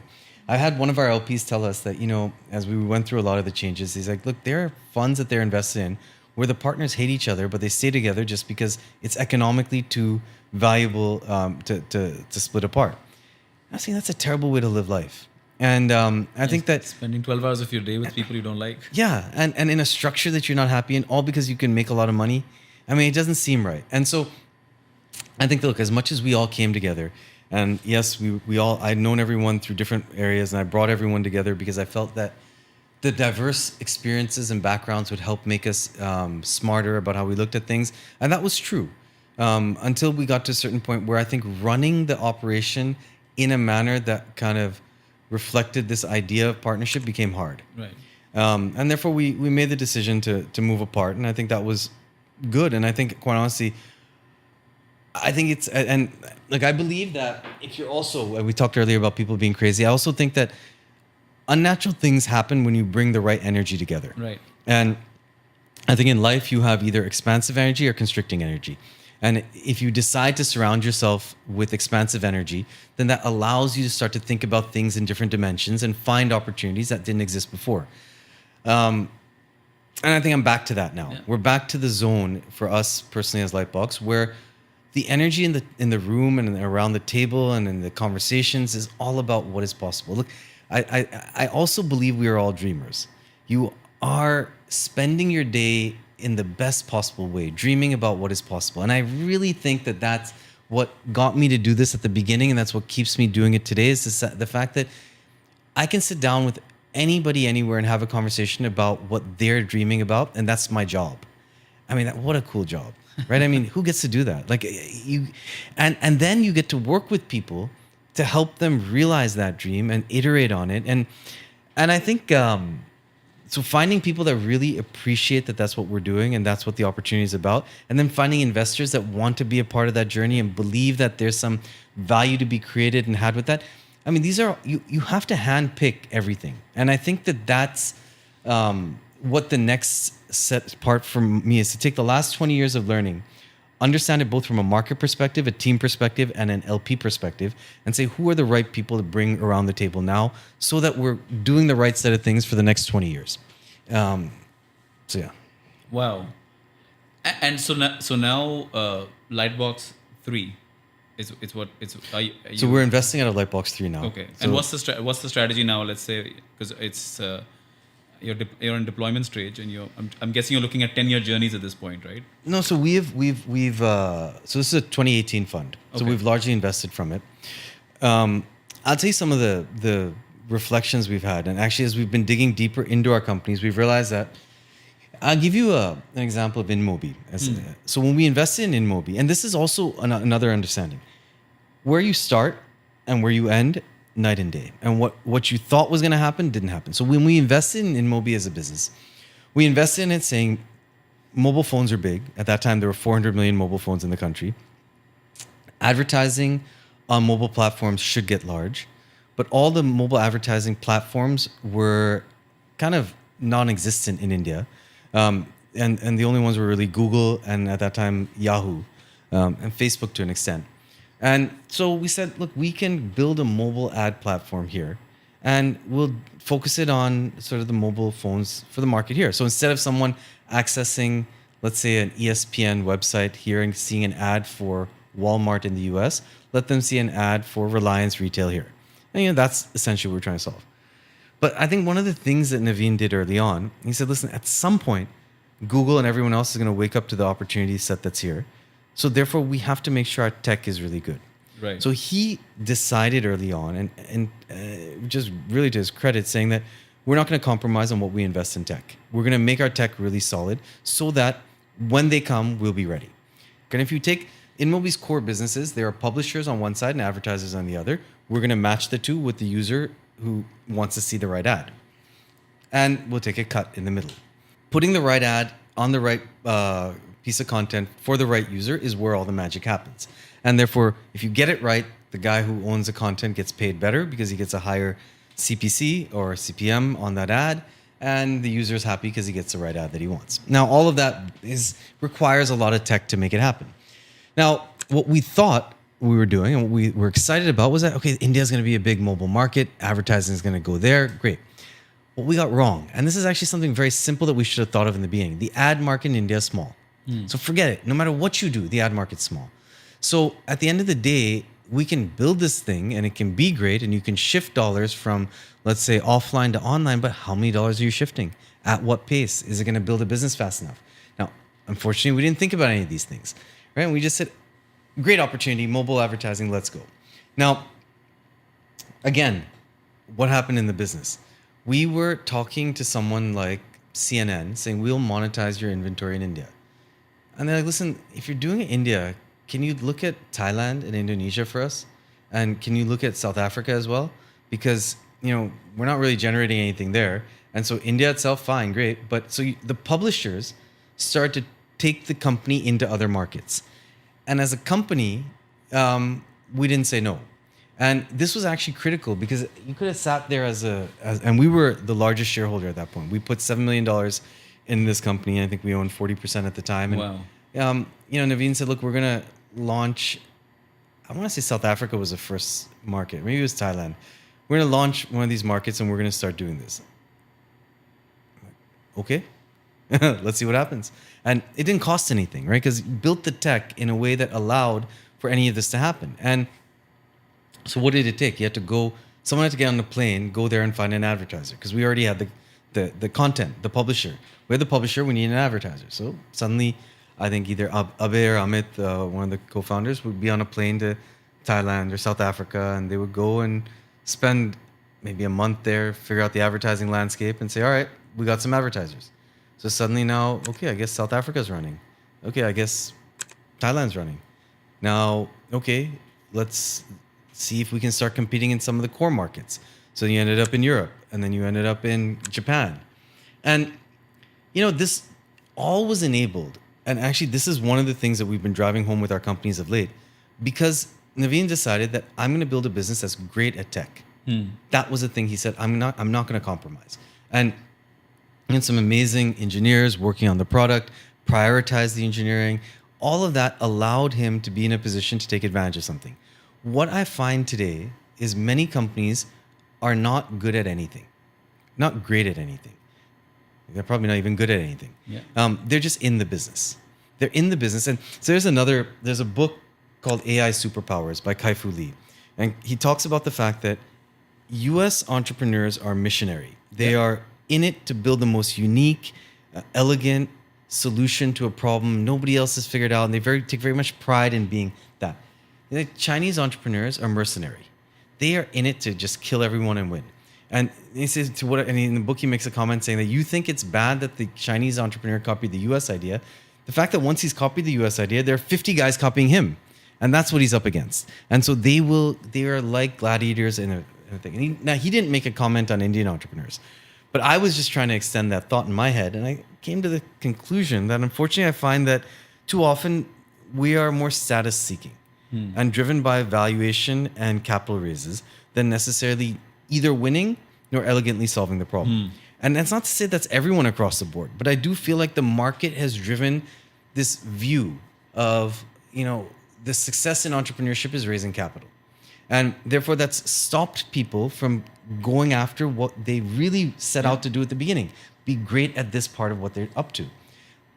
Naveen got it right, and that was great. And we're having a conversation, many of our portfolio companies today, and Ashish started this from our side, in talking to them about what are you really great at? And let's understand that very clearly. And this is not necessarily a radically new idea. It's a very simple thought of, look, you have to be really great at something to merit being around, to extract a premium, to build a business. Because look, if you're not profitable as a business, you're an interesting idea. Yeah. And at some point, an interesting idea is no longer interesting until because people won't want to keep funding it. To be a business, you have to be able to generate a profit. I mean, this is not a theoretical discussion. This is not a hypothetically, is that what a business? No, a business makes money. That's so it. Let's figure out how to make money. First dharma, I think, for business is to make a profit. Yeah. I mean, but we've lost sight of that, right? You lose sight of that in the quest to say that I'm changing the world. You can't talk to me about making a profit right now. I'm in the middle of changing how everything's going to happen. That will come later. Don't worry. Now that answer just doesn't fly anymore, and I personally don't want to be in that world. And if you are, you should have a really big checkbook to play that game, and I don't. Yeah. So therefore, I want to be in businesses where we understand the economic model and we can get there in a defined period of time, and where you're working with entrepreneurs who want to keep doubling down on where they are going to be great and differentiated. And oftentimes that takes pulling everyone back to that point, because and we were talking, I think, a little earlier about the ecosystem of funding is set up for people to do exactly the opposite. The ecosystem is set up for me as a fund to want to mark up my investment, to make our LPs feel great about it, to make them then feel good about what they're doing, to then get the next fund and do this, and therefore... And not to write off investments. Not to write off investments, right? All of this is set up the wrong way. But fine, let's assume that game is a game, but you can play for what you actually think is right. And I think that's where real businesses get created. And that's, again, to Naveen's testament, to Sanjeev's testament at InfoEdge. He had told me early on, and I think he still has it on his wall in his office, that when they were making a profit it must have been like 2002, 2003, someone came to him and said, look, we'd like to invest in the company, but we see you're making a profit. Like, yeah, we've been making a profit for a while. Well, then you clearly have a vision problem. He was like, what? So, I mean, this is the nature of how people think about it. We had Nua in our portfolio, sanitary pads business, turn profitable last year, and they set out to go raise some money. And when they set out to raise money, they then found that they wanted to raise 2 or 3 million. The first person they spoke to said, what if we gave you 20? Could you build it much faster? And thankfully, Ravi just like, I don't want that much money. I don't want that burden. That's not how I want to build this. I'm building in a more measured way. And he kind of rationalized. He rational thinking set in for him, and he said, "Look, this is." No, in fact, I remember the story of how Sanjeev even invested in Wow Momos, right? Wow, he asked I think he met him at an event and asked Wow that why are you raising money? He said, I need to raise money to grow.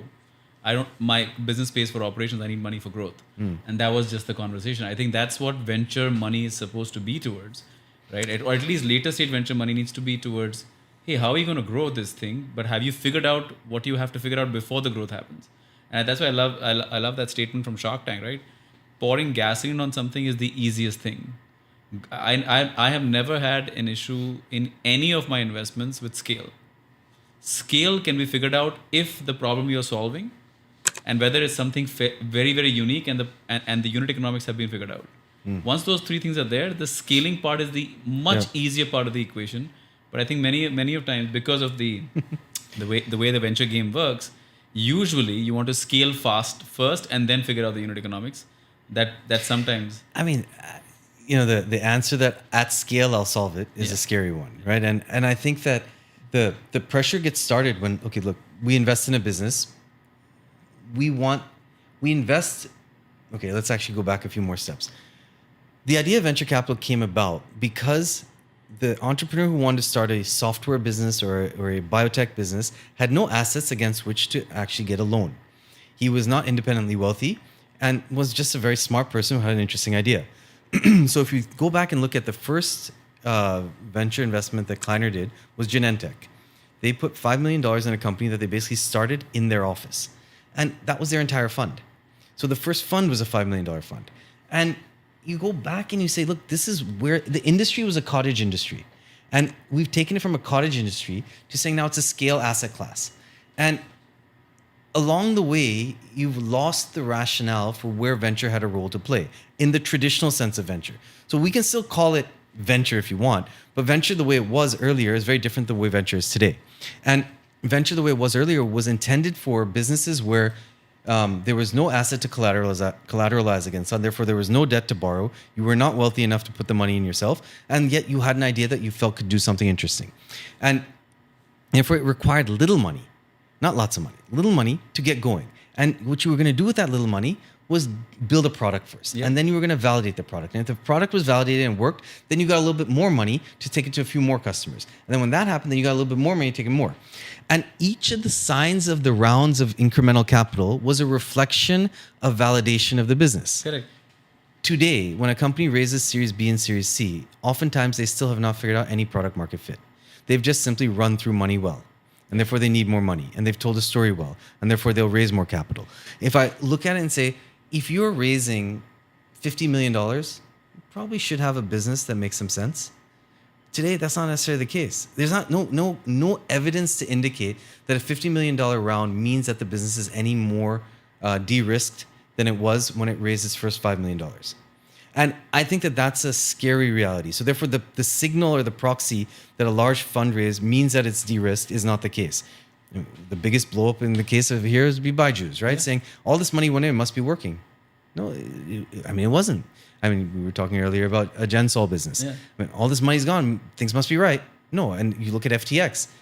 So look, two emotions drive everything: fear and greed. Yeah. Right. And at some point in time, the greed takes over, and you start saying, "I gotta be in," and therefore the market just goes nuts. And we live in a business that's all sentiment driven. Yeah. So that sentiment either goes high, low, and I also feel that that maybe venture capitalists, and maybe because the newbie venture capitalists get very enamored by founder backgrounds and by how well the founder can pitch.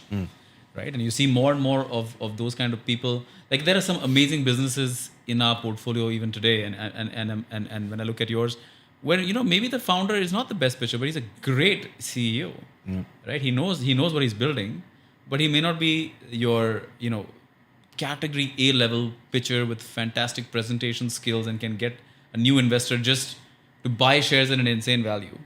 But sometimes those people are also getting those kind of pitchers usually get better valuations, and then the people that are actually doing the hard work and are actually building solid businesses start getting the rough end of the stick, or but I think in the longer run, it's unfortunate that in the short run it all looks like this. But now that I've been and you've been in the journey for 20 years, I'm now looking at venture. I'm on my 14th year of investing in journeys. I've realized that if you just let those guys be and don't keep pushing them to worry about, hey, this guy raised more money than you or that guy raised more money than you, in that longer run, because we're all investing in 12, 15-year cycles, those guys give amazing returns. Yeah. You have a core to actually bet on. You have something, you have a skill, you have a person, you have some depth to it, right? And I think that's there's another statement that we don't have to be smarter than the rest. You have to be more disciplined than the rest. And I think that this idea that, listen, let's just do the things that we want to do well. And I think, honestly, for us as a fund, we got a little carried away, in my opinion. So we entered certain businesses at a late stage when we shouldn't have, that we didn't know how to price. Got caught up in the idea that suddenly, everything's hot. We need to be doing now, otherwise we won't be able to play. And these were all mistakes again. And I look back at it and I say that without clear leadership within our organization, it becomes difficult for any specific approach to hold. Yeah. And so you might have the intention to, but suddenly when you run an organization without singular sort of leadership, then you end up kind of succumbing to whatever moves at that moment. And I think that was a mistake. And I think that you have to learn from these things. And if you stay disciplined within what you're doing, and you start to focus the companies on what they're good at. And you also realize, and you were talking about companies that are good at storytelling and good at execution. And I said earlier that there's this whole idea of founder-friendly versus business-friendly. I think also recognizing that, listen, the guy that started the business may be really good at getting it off the ground. And that zero start is hard. To sit down and say, it's almost like writing. A blank piece of paper, now you got to write. Now, once you start, editing is much easier in life. Yeah. So therefore, the guy who started, he's worth a lot, and he's great for him for doing that. But he may not be the right guy to tell the story next. He may not be the right guy to scale the story next.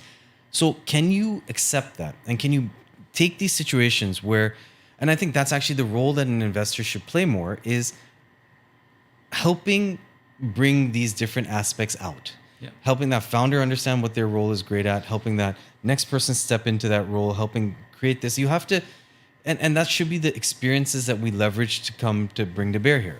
I think eventually, and probably around Series B, is the time to decide whether the founder is ready to be an operator or still wants to be an entrepreneur. Yeah.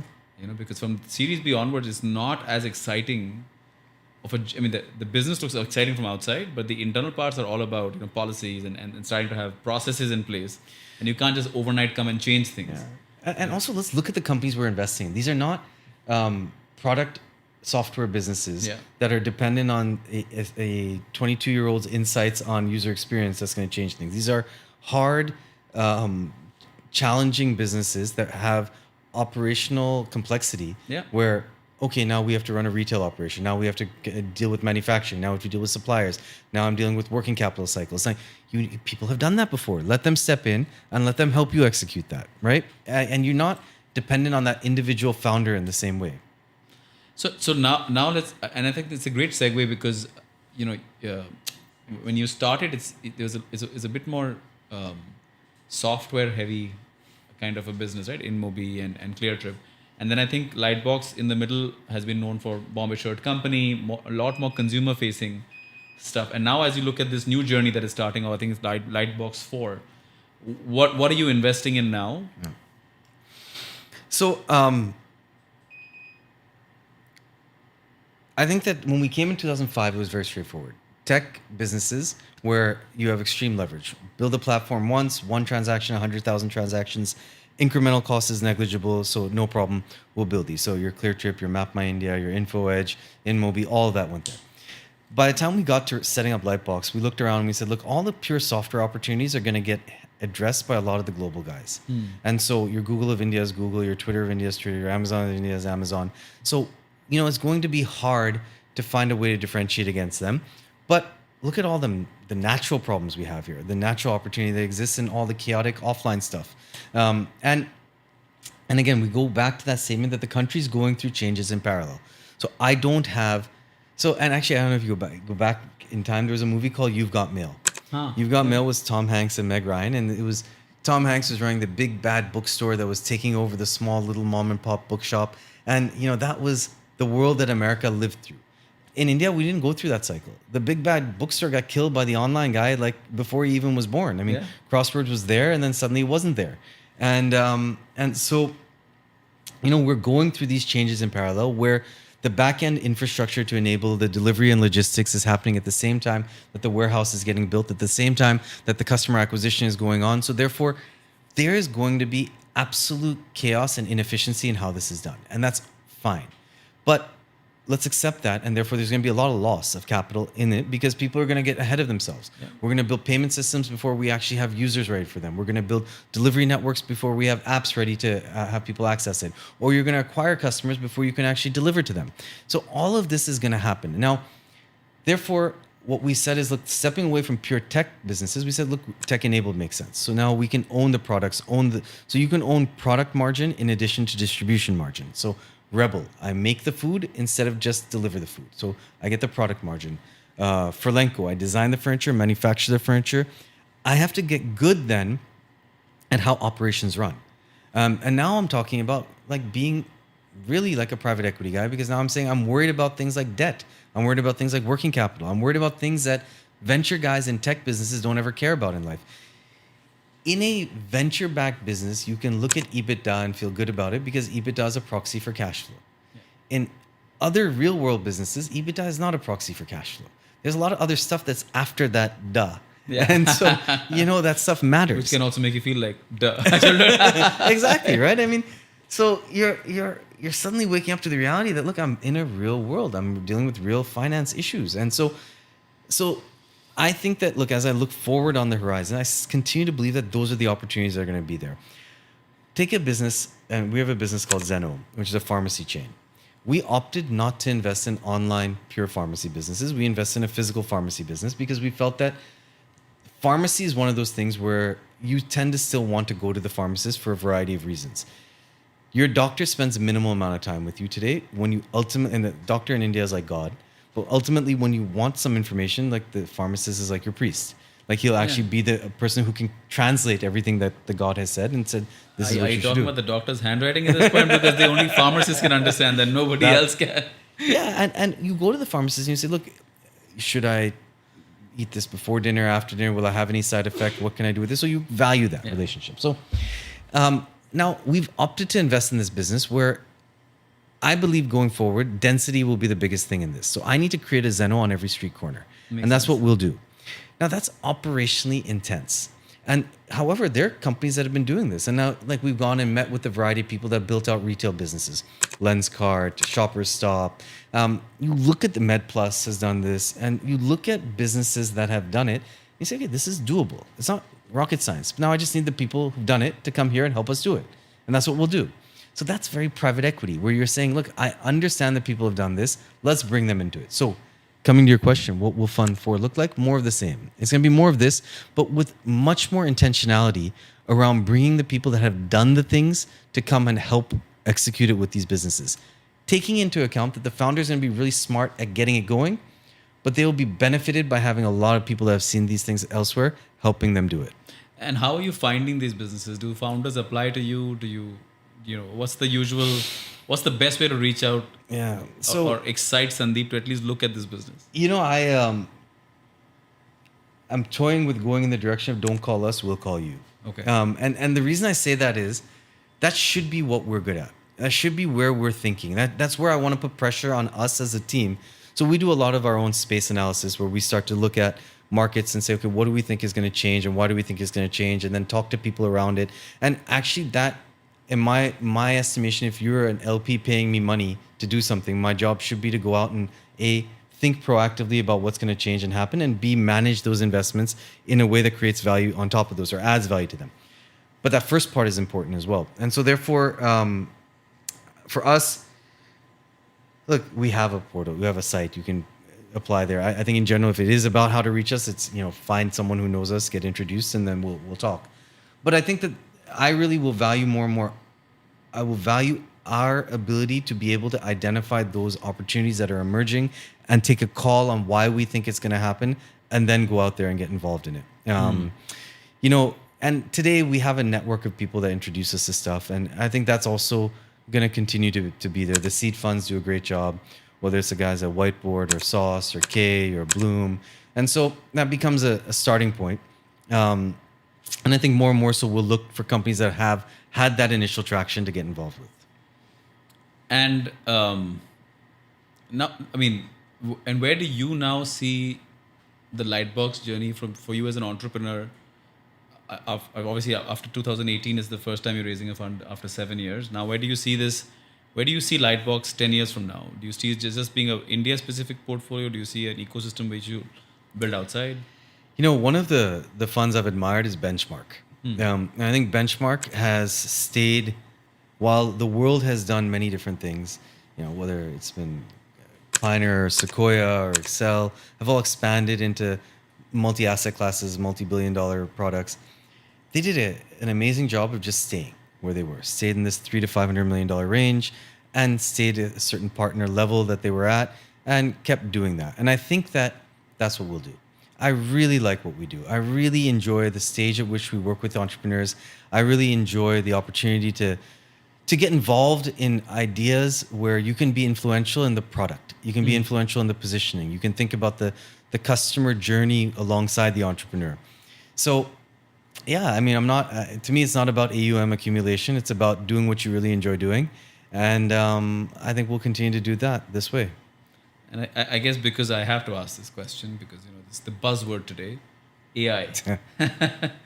Where do you see space for AI in your portfolio, or is it something that you expect your founders to utilize? So in 2003 or 4, the same question was about mobile. And especially if you're in the US, there were companies that were built around transitioning things from a web page to a mobile environment. Yeah. And, so everyone's question will be, well, how will mobile impact this? Well, what will mobile be? AI is in that the same way. It's going to affect everything. It's going to be there. And I think it's how, there's that other saying, worry about what's not going to change. So what's not going to change? You're still going to have to buy a shirt. Yeah. You're still going to look for sneakers. You're still going to need to eat food. Can I make the process better for how you do these things? You're still going to invest money in something. You're still going to need healthcare. You're still going to want to get educated. You're still going to want to be entertained. All of these things will be consistent. Now, AI will help. Absolutely make an impact. I mean, today it changes how I plan my holiday has changed radically. AI and how I use Perplexity and ChatGPT to do that just has restructured my entire approach to thinking about what I'm going to do. So absolutely it's going to make a difference. But at the end of the day, I still have to sit on a plane and go. And I still need to buy a ticket somehow, right? So how people think about integrating it into the businesses that exist, I think is going to be really important. And I think one of the great things about India is there's a lack of incumbency. Yeah. So therefore, everything has a shot. Now, suddenly, and that's actually why if I'm building an apparel company, today the apparel market is $70 billion. The top two players, Zara and Zudio, have a combined 1% market share. That means 99% of this market sits in a fragmented base. Yeah. So I can now go after it. Take education. We have such a challenged education system. Take healthcare. We have such a challenged healthcare system that the opportunity is to just step in and really just start adding value to it. And therefore, you're not fighting existing systems. Like you look at the US, you look at Europe, you have ingrained systems with billions of dollars that have gone into maintaining it. The entire medical system in the US, one of the biggest issues and what you see the current administration they're trying to do, and we'll see where it goes, is revamp it because they're saying, look, it's broken. The incentive structure sucks. Yeah. We don't have that problem because we don't have healthcare access. Yeah. And so therefore we can change it. We can build it the right way from the beginning. And I think that, so AI sits in that realm of saying, I think everybody should be thinking about how to use it. It will play an active role in everything. But saying I'm going to invest in an AI company means nothing. Yeah. I don't think foundational AI will exist. Today, India is ChatGPT's biggest market. So, we're already using their product the same way we use Amazon, the same way we use Google. We don't use a different search engine in India. We use Google. So why would we use a different AI platform? We'll integrate those services and tools into things that get used in a way here. But ChatGPT is not going to deliver my food or sell me a shirt. Yeah. So I'll need those companies still. I think I think this conversation, and I felt many times throughout it that we could just get into one thing and we could spend another couple of hours going so deep into it. But honestly, I think the 20 years ago is when you started this journey in some way, if you think about it, and it's such an interesting way to look at where you started 20 years ago and where we are in 2025. And it seems like if I venture to say, you're probably saying, hey, in 2045. I would have told you that 2025 was really the start of my startup. Yeah. In many ways. So I think it is a very, what I really enjoyed, Sandeep, all the way through is that, you've gone through so many challenges. I'm just talking about career-wise, decision-wise, and even within the starting up of Sherpalo, which became Lightbox and Lightbox itself, and then where you are today, it's a testament that, you have to just get going, right? At the end of the day, nobody's got it figured out. Nobody's ever going to get it figured out, right? Our job is to just take the cards we're dealt and then just start playing. There's early on I'd read a book by Andy Grove from Intel, and they talked about the fact that at one point Intel was going through a lot of challenges, and he said that, look, if the board came in and fired us tomorrow and a new guy came in, what would he do? And they sat down, him and his co-founder sat down and said, okay, well, why don't we do that? And because you realize in life, I think you get bogged down by the context and the baggage of the situation that you're in, that you tend not to be able to see it for the great opportunity that it really is. When I was working with Ram and Kleiner, it was very easy to look at the situation when they said they wanted to pull out of India and say, oh my gosh, I'm so unlucky, I'm so unfortunate. So I said, look, I got the best two people in the world that I've worked with right now, and I can build upon that to go do something. And so I feel like... And I blame. I would say that education, the construct of the way in which we're educated, also doesn't allow us to necessarily look at the the challenges or the difficulties that we face as opportunities in the same way that it could. I think as a culture, we're not very comfortable with failure. Yeah. Very much. Actually, I used to get asked this question about what should the government do to enable all this stuff. I said, just enable failure. Yeah. You know how long it takes to shut down an entity in this country? Do you know how complicated it is? I had to shut down the Sherpalo India entity. It took us 11 years. Wow. It just got done this year. So we've been, as Lightbox, been around for 11 years. It just got done now. And for no reason. It wasn't even an operating entity in that sense. It was an advisory entity that was working here. So it's so complicated. I don't know why it's so complicated to shut down companies in India. I think if you enable the failure, encourage it, ensure that it is handled efficiently and effectively, and then let's move on. And don't create so much. This is another topic now. Yeah. Like, it's the things that we can do to make it better. But look, overall, I have nothing but extreme optimism for where this whole industry is going to go and where this country is going to go moving forward, because I think the people in general are on a path. And entrepreneurship, think about it, we have 55 million SMEs in this country. We are entrepreneurs by nature. Yeah. It's been there. People want to do stuff. And actually, that was one of the most amazing things. I went to college at Penn and I met a lot of people from India, funnily enough. And you end up going 10,000 miles away and you end up finding some of your best friends being Indians. But they were all motivated business people that were interested in growing their business.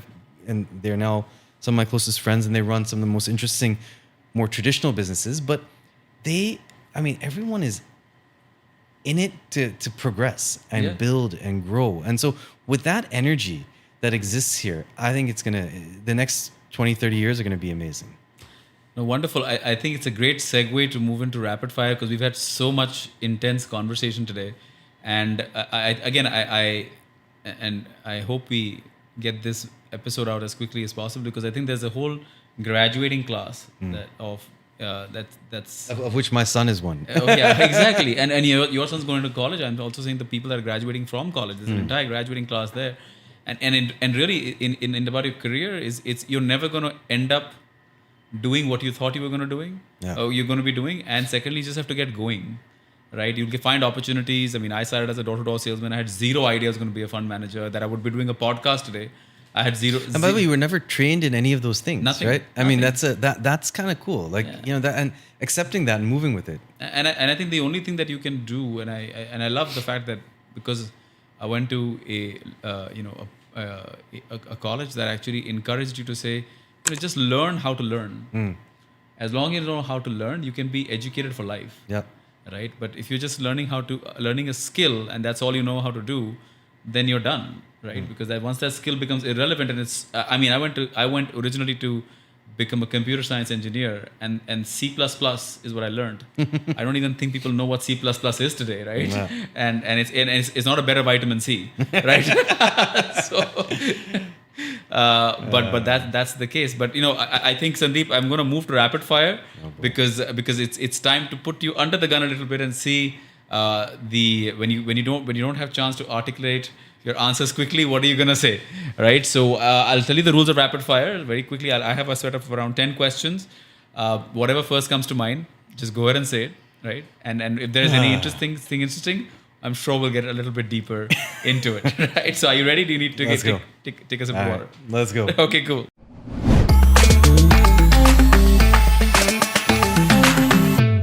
First thing you do right after you wake up?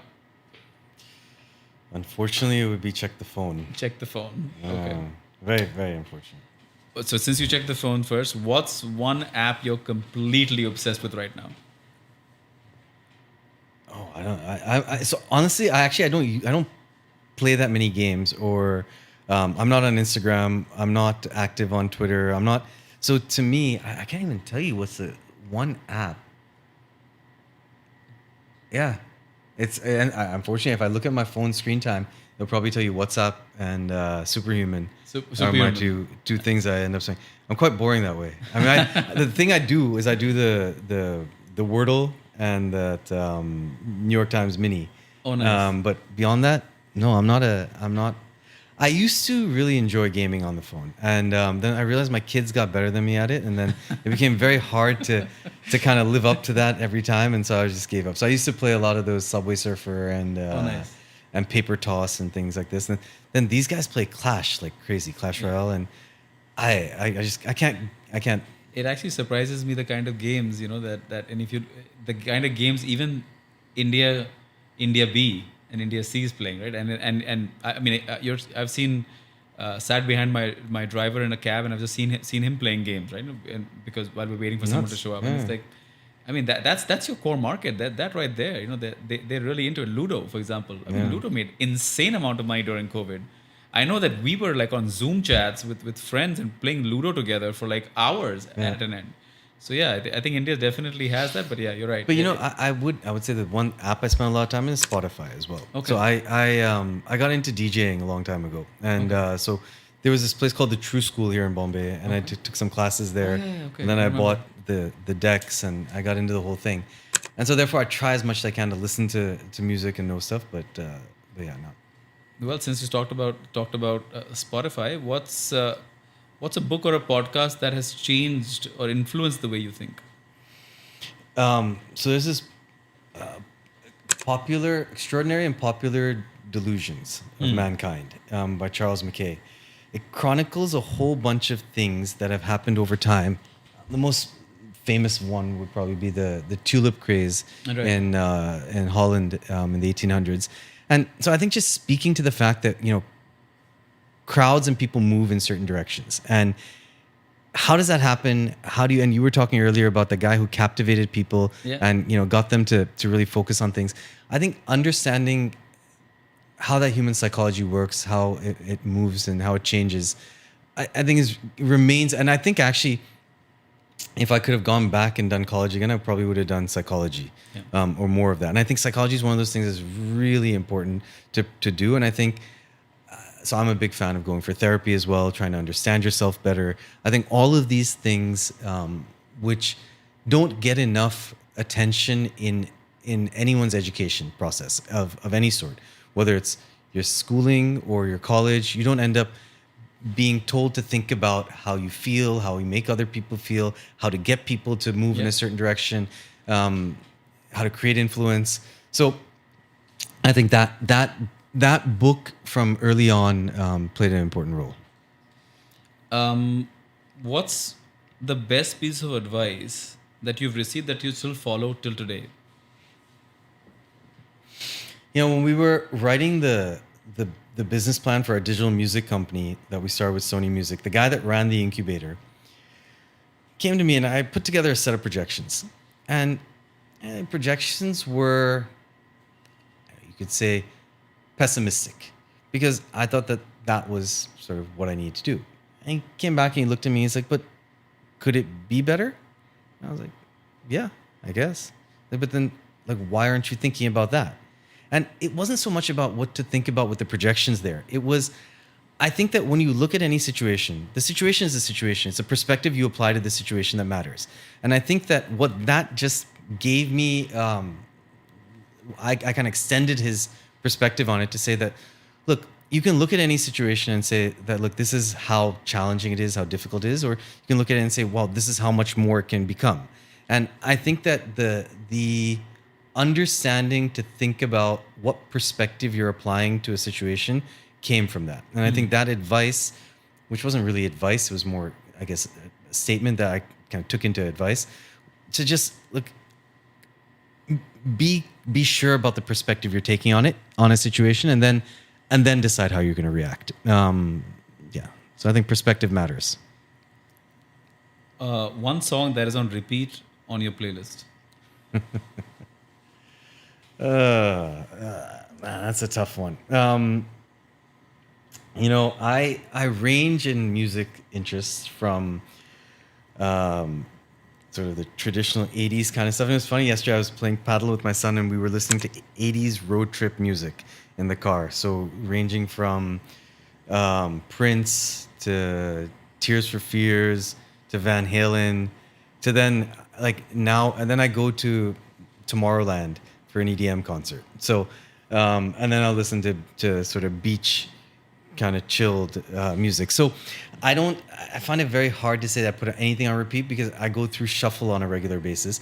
One DJ that I've really liked over the years has been Alex Cruz. And so I think that vibe is really there for me. But I would say, and again, maybe it's influence of kids as well. I've gotten back into rap, and so back to sort of Jay-Z and Dre and all of that side of things, and not the newer stuff. Yeah.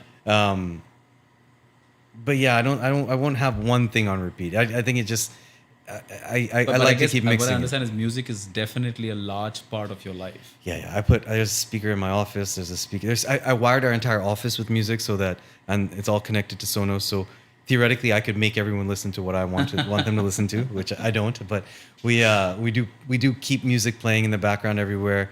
Music's an important part of life. One company you wished you had backed. Yeah, this conversation comes up a lot, doesn't it? I mean, there's that anti-portfolio question. In this case, it may also not be a company that was ever offered to you. It could just be a company that I wish I was in that company just for what the company is. I've been really impressed by how Indigo built in the airline space, and I think that. And over the last couple of years, I had the chance to meet Aditya and talk to him about sort of how they went about it and what they did. And I think it would have been great to have been in that journey. We were building Cleartrip, so we were selling their product, but we never really, and I was using their product. But I think what they did was make it clear that low cost is not low quality. Yeah. And that's really cool when you think about it, and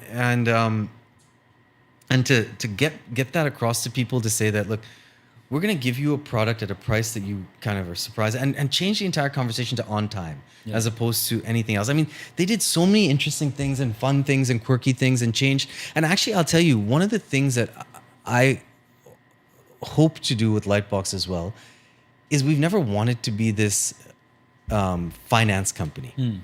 We've wanted to be more of a business building entrepreneurial environment where, like I said it many times, dreamers exist. And so therefore, I don't think dreamers exist in the world of Excel spreadsheets. Yeah. And deals are, and there's this other statement, deals are not won by spreadsheets, they're won by stories. And I think that you want to create that environment that feels a bit different. And I think, so for so many reasons, I feel that Indigo did a great job of that and created a brand in a space that just was known for very different stuff. And I think that's the thing, right? Like, Netflix did this in terms of saying your how you access your content was provided by utility. Then suddenly became Netflix and chill. Yeah. Netflix was this different relationship. Suddenly it's a different product. It's loved. So I think Indigo would be the one that probably would. And I agree with. In fact, I think Indigo went from saying low cost to saying no frills. Yeah. Right. And I don't think in many cases Indigo is the cheapest. I'm sure there are cheaper. Akasa could be cheaper, or Spice could be cheaper. Maybe in some cases even Air India Express could be cheaper. But yet people choose Indigo because they know barring the last 6 months, will always be on time. Right. Yeah. And they didn't have to run a whole bunch of advertising for that. Their campaigns were very limited. Their marketing cost was low. And they made that whole experience memorable, right? Yeah.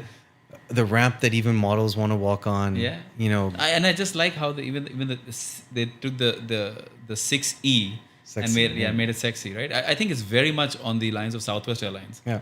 Right? Southwest is the same, chill thing. And I mean, one of the companies I wish I had ever backed, and I did own shares of Southwest for a while. I don't know why I sold them ever.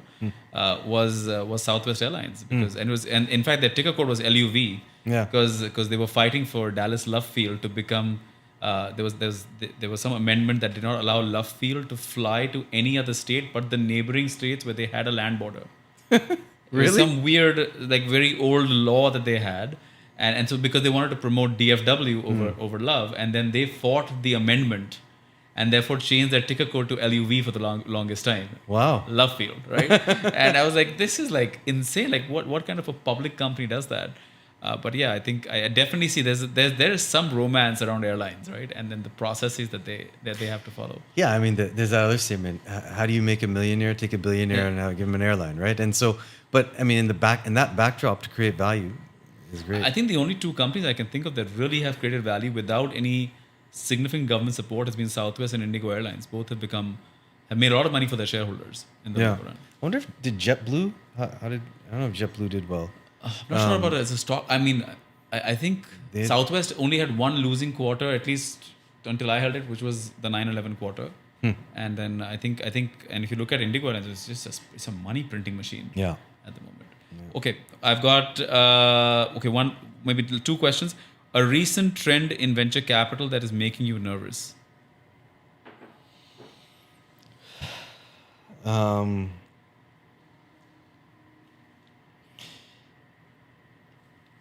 It's a little less mainstream or talked about, but I think that there's a lot of there was, at least for a while, a lot of founders coming back to negotiate for more ESOPs and more shares. And I think that this conversation around what do your previous commitments that you made as an entrepreneur stand for? And therefore, now what is that? Like, you raised the capital, you took the money at this price, you agreed on these things. Now you feel like you got shortchanged. Now we're going back, and actually people are addressing it. People are willing to give into it. And so I kind of wonder what the sanctity of any of this really is then. Yeah. So if we're going to say, all right, we're going to raise money at this price, we're going to give this equity, but you know what? After 5 years, I'm going to feel demotivated, and therefore you're going to have to give me more equity again, is a bit, it just doesn't seem to make some sense. And so I think that that's one concern I have. Look, I think overall our industry, I said earlier as well, is sentiment oriented. So it's driven by sentiment of what people feel about what's about to happen. And I think that if you get too carried away in a hype cycle of one sort, then you'll end up crashing the sentiment eventually. I think when you made a comment earlier, I think about like the market being a teenager or something. And I think that India tends to be a market where that teenager gets drunk and gets hungover. And so I think I just worry about us. Right now, I feel really good about where the market is because it's not irrational. Yeah. It's balanced. People are skeptical. People are worried. They're nervous. That's all good. Let's say that. I think that's the best market to be investing in. If Sandeep was not building Lightbox, what would he be doing? That keeps changing in time. You know, there was a point in time where I would be, I would say, being a DJ was kind of the dream. If it wasn't that, it was surfing. But in all truth, if it wasn't Lightbox, I would be running a company of some sort. And I think building a business is what I would like to be doing. And that's honestly, like I think I said it earlier. I mean, I have the best job in the world. I get to keep thinking about new ideas and thinking about what might be out there and what we can do. And so if I didn't have that chance, then I would actually go build something. And you know, one question I should have asked much earlier is that why the name Lightbox? So a light box is got a couple of different interpretations. One is in web design context, when you highlight over something, it's called using a light box on top of it. So that's kind of bringing out into focus and bringing bigger something that's underneath. And so that was appealing as an idea of saying, look, let's bring that out. The second was old cameras are called light boxes. They invert the image and present it there. And so actually in our office as well, we used to have we went and bought all these old cameras and we kept them there. And so I liked both of those ideas of kind of capturing the image, presenting it to people back in a different way, highlighting out and bringing out what was there. And it was a simple one. What I didn't realize is there are so many lights. Light Rock, Light Speed, Light Smith. And actually we're co-invested in a company with two other lights. So it's fine. We often talk about the lights are meeting. And so Well, Sandeep, I must thank you for this conversation.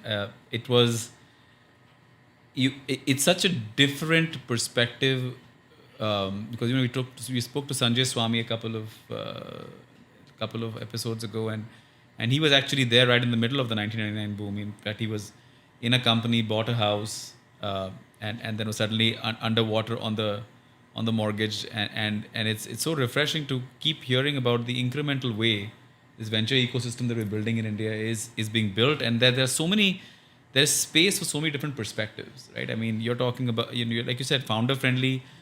I believe in company friendly policies, right? You're saying business friendly, but I think there is definitely a voice out there saying that whatever is happening or has happened, it's definitely out of the norm and needs to change, and the fact that all of us. I mean, Sanjay's life story was also very, very interesting, and the number of things he's done. He was part of Aadhaar and worked with Nandan for a bit, and then your life story of bringing some of these global brands to India that we today, TripAdvisor is like, oh, you were part of you were actually one of those guys that knew TripAdvisor that early. I mean, how many people can actually say that? Like Match.com, right? So to have that perspective, to have that journey, to be able to really inspire the people who are listening, whether you're a founder or a funder, that it's not a 2-year journey. This is a 25, 30, 40, 50-year journey that even at 20 years feels like a startup, right? And I thank you so much for sharing so candidly. Thank you so much for spending the inordinate amount of time that we have.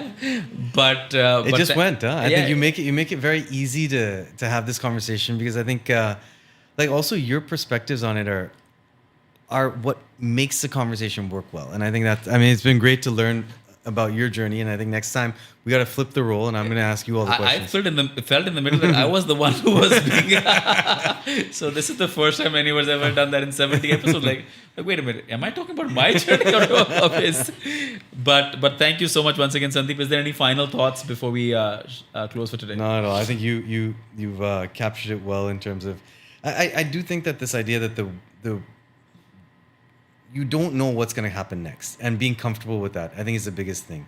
And I think that if whoever, as entrepreneurs, listen to it, can embrace that and go with it, I think we're going to see some really cool businesses come from that. Sounds good. Thank you so much once again, Sandeep. Looking forward to having you back for another episode. 20 years from now. 20 years from now. When I have something more to say.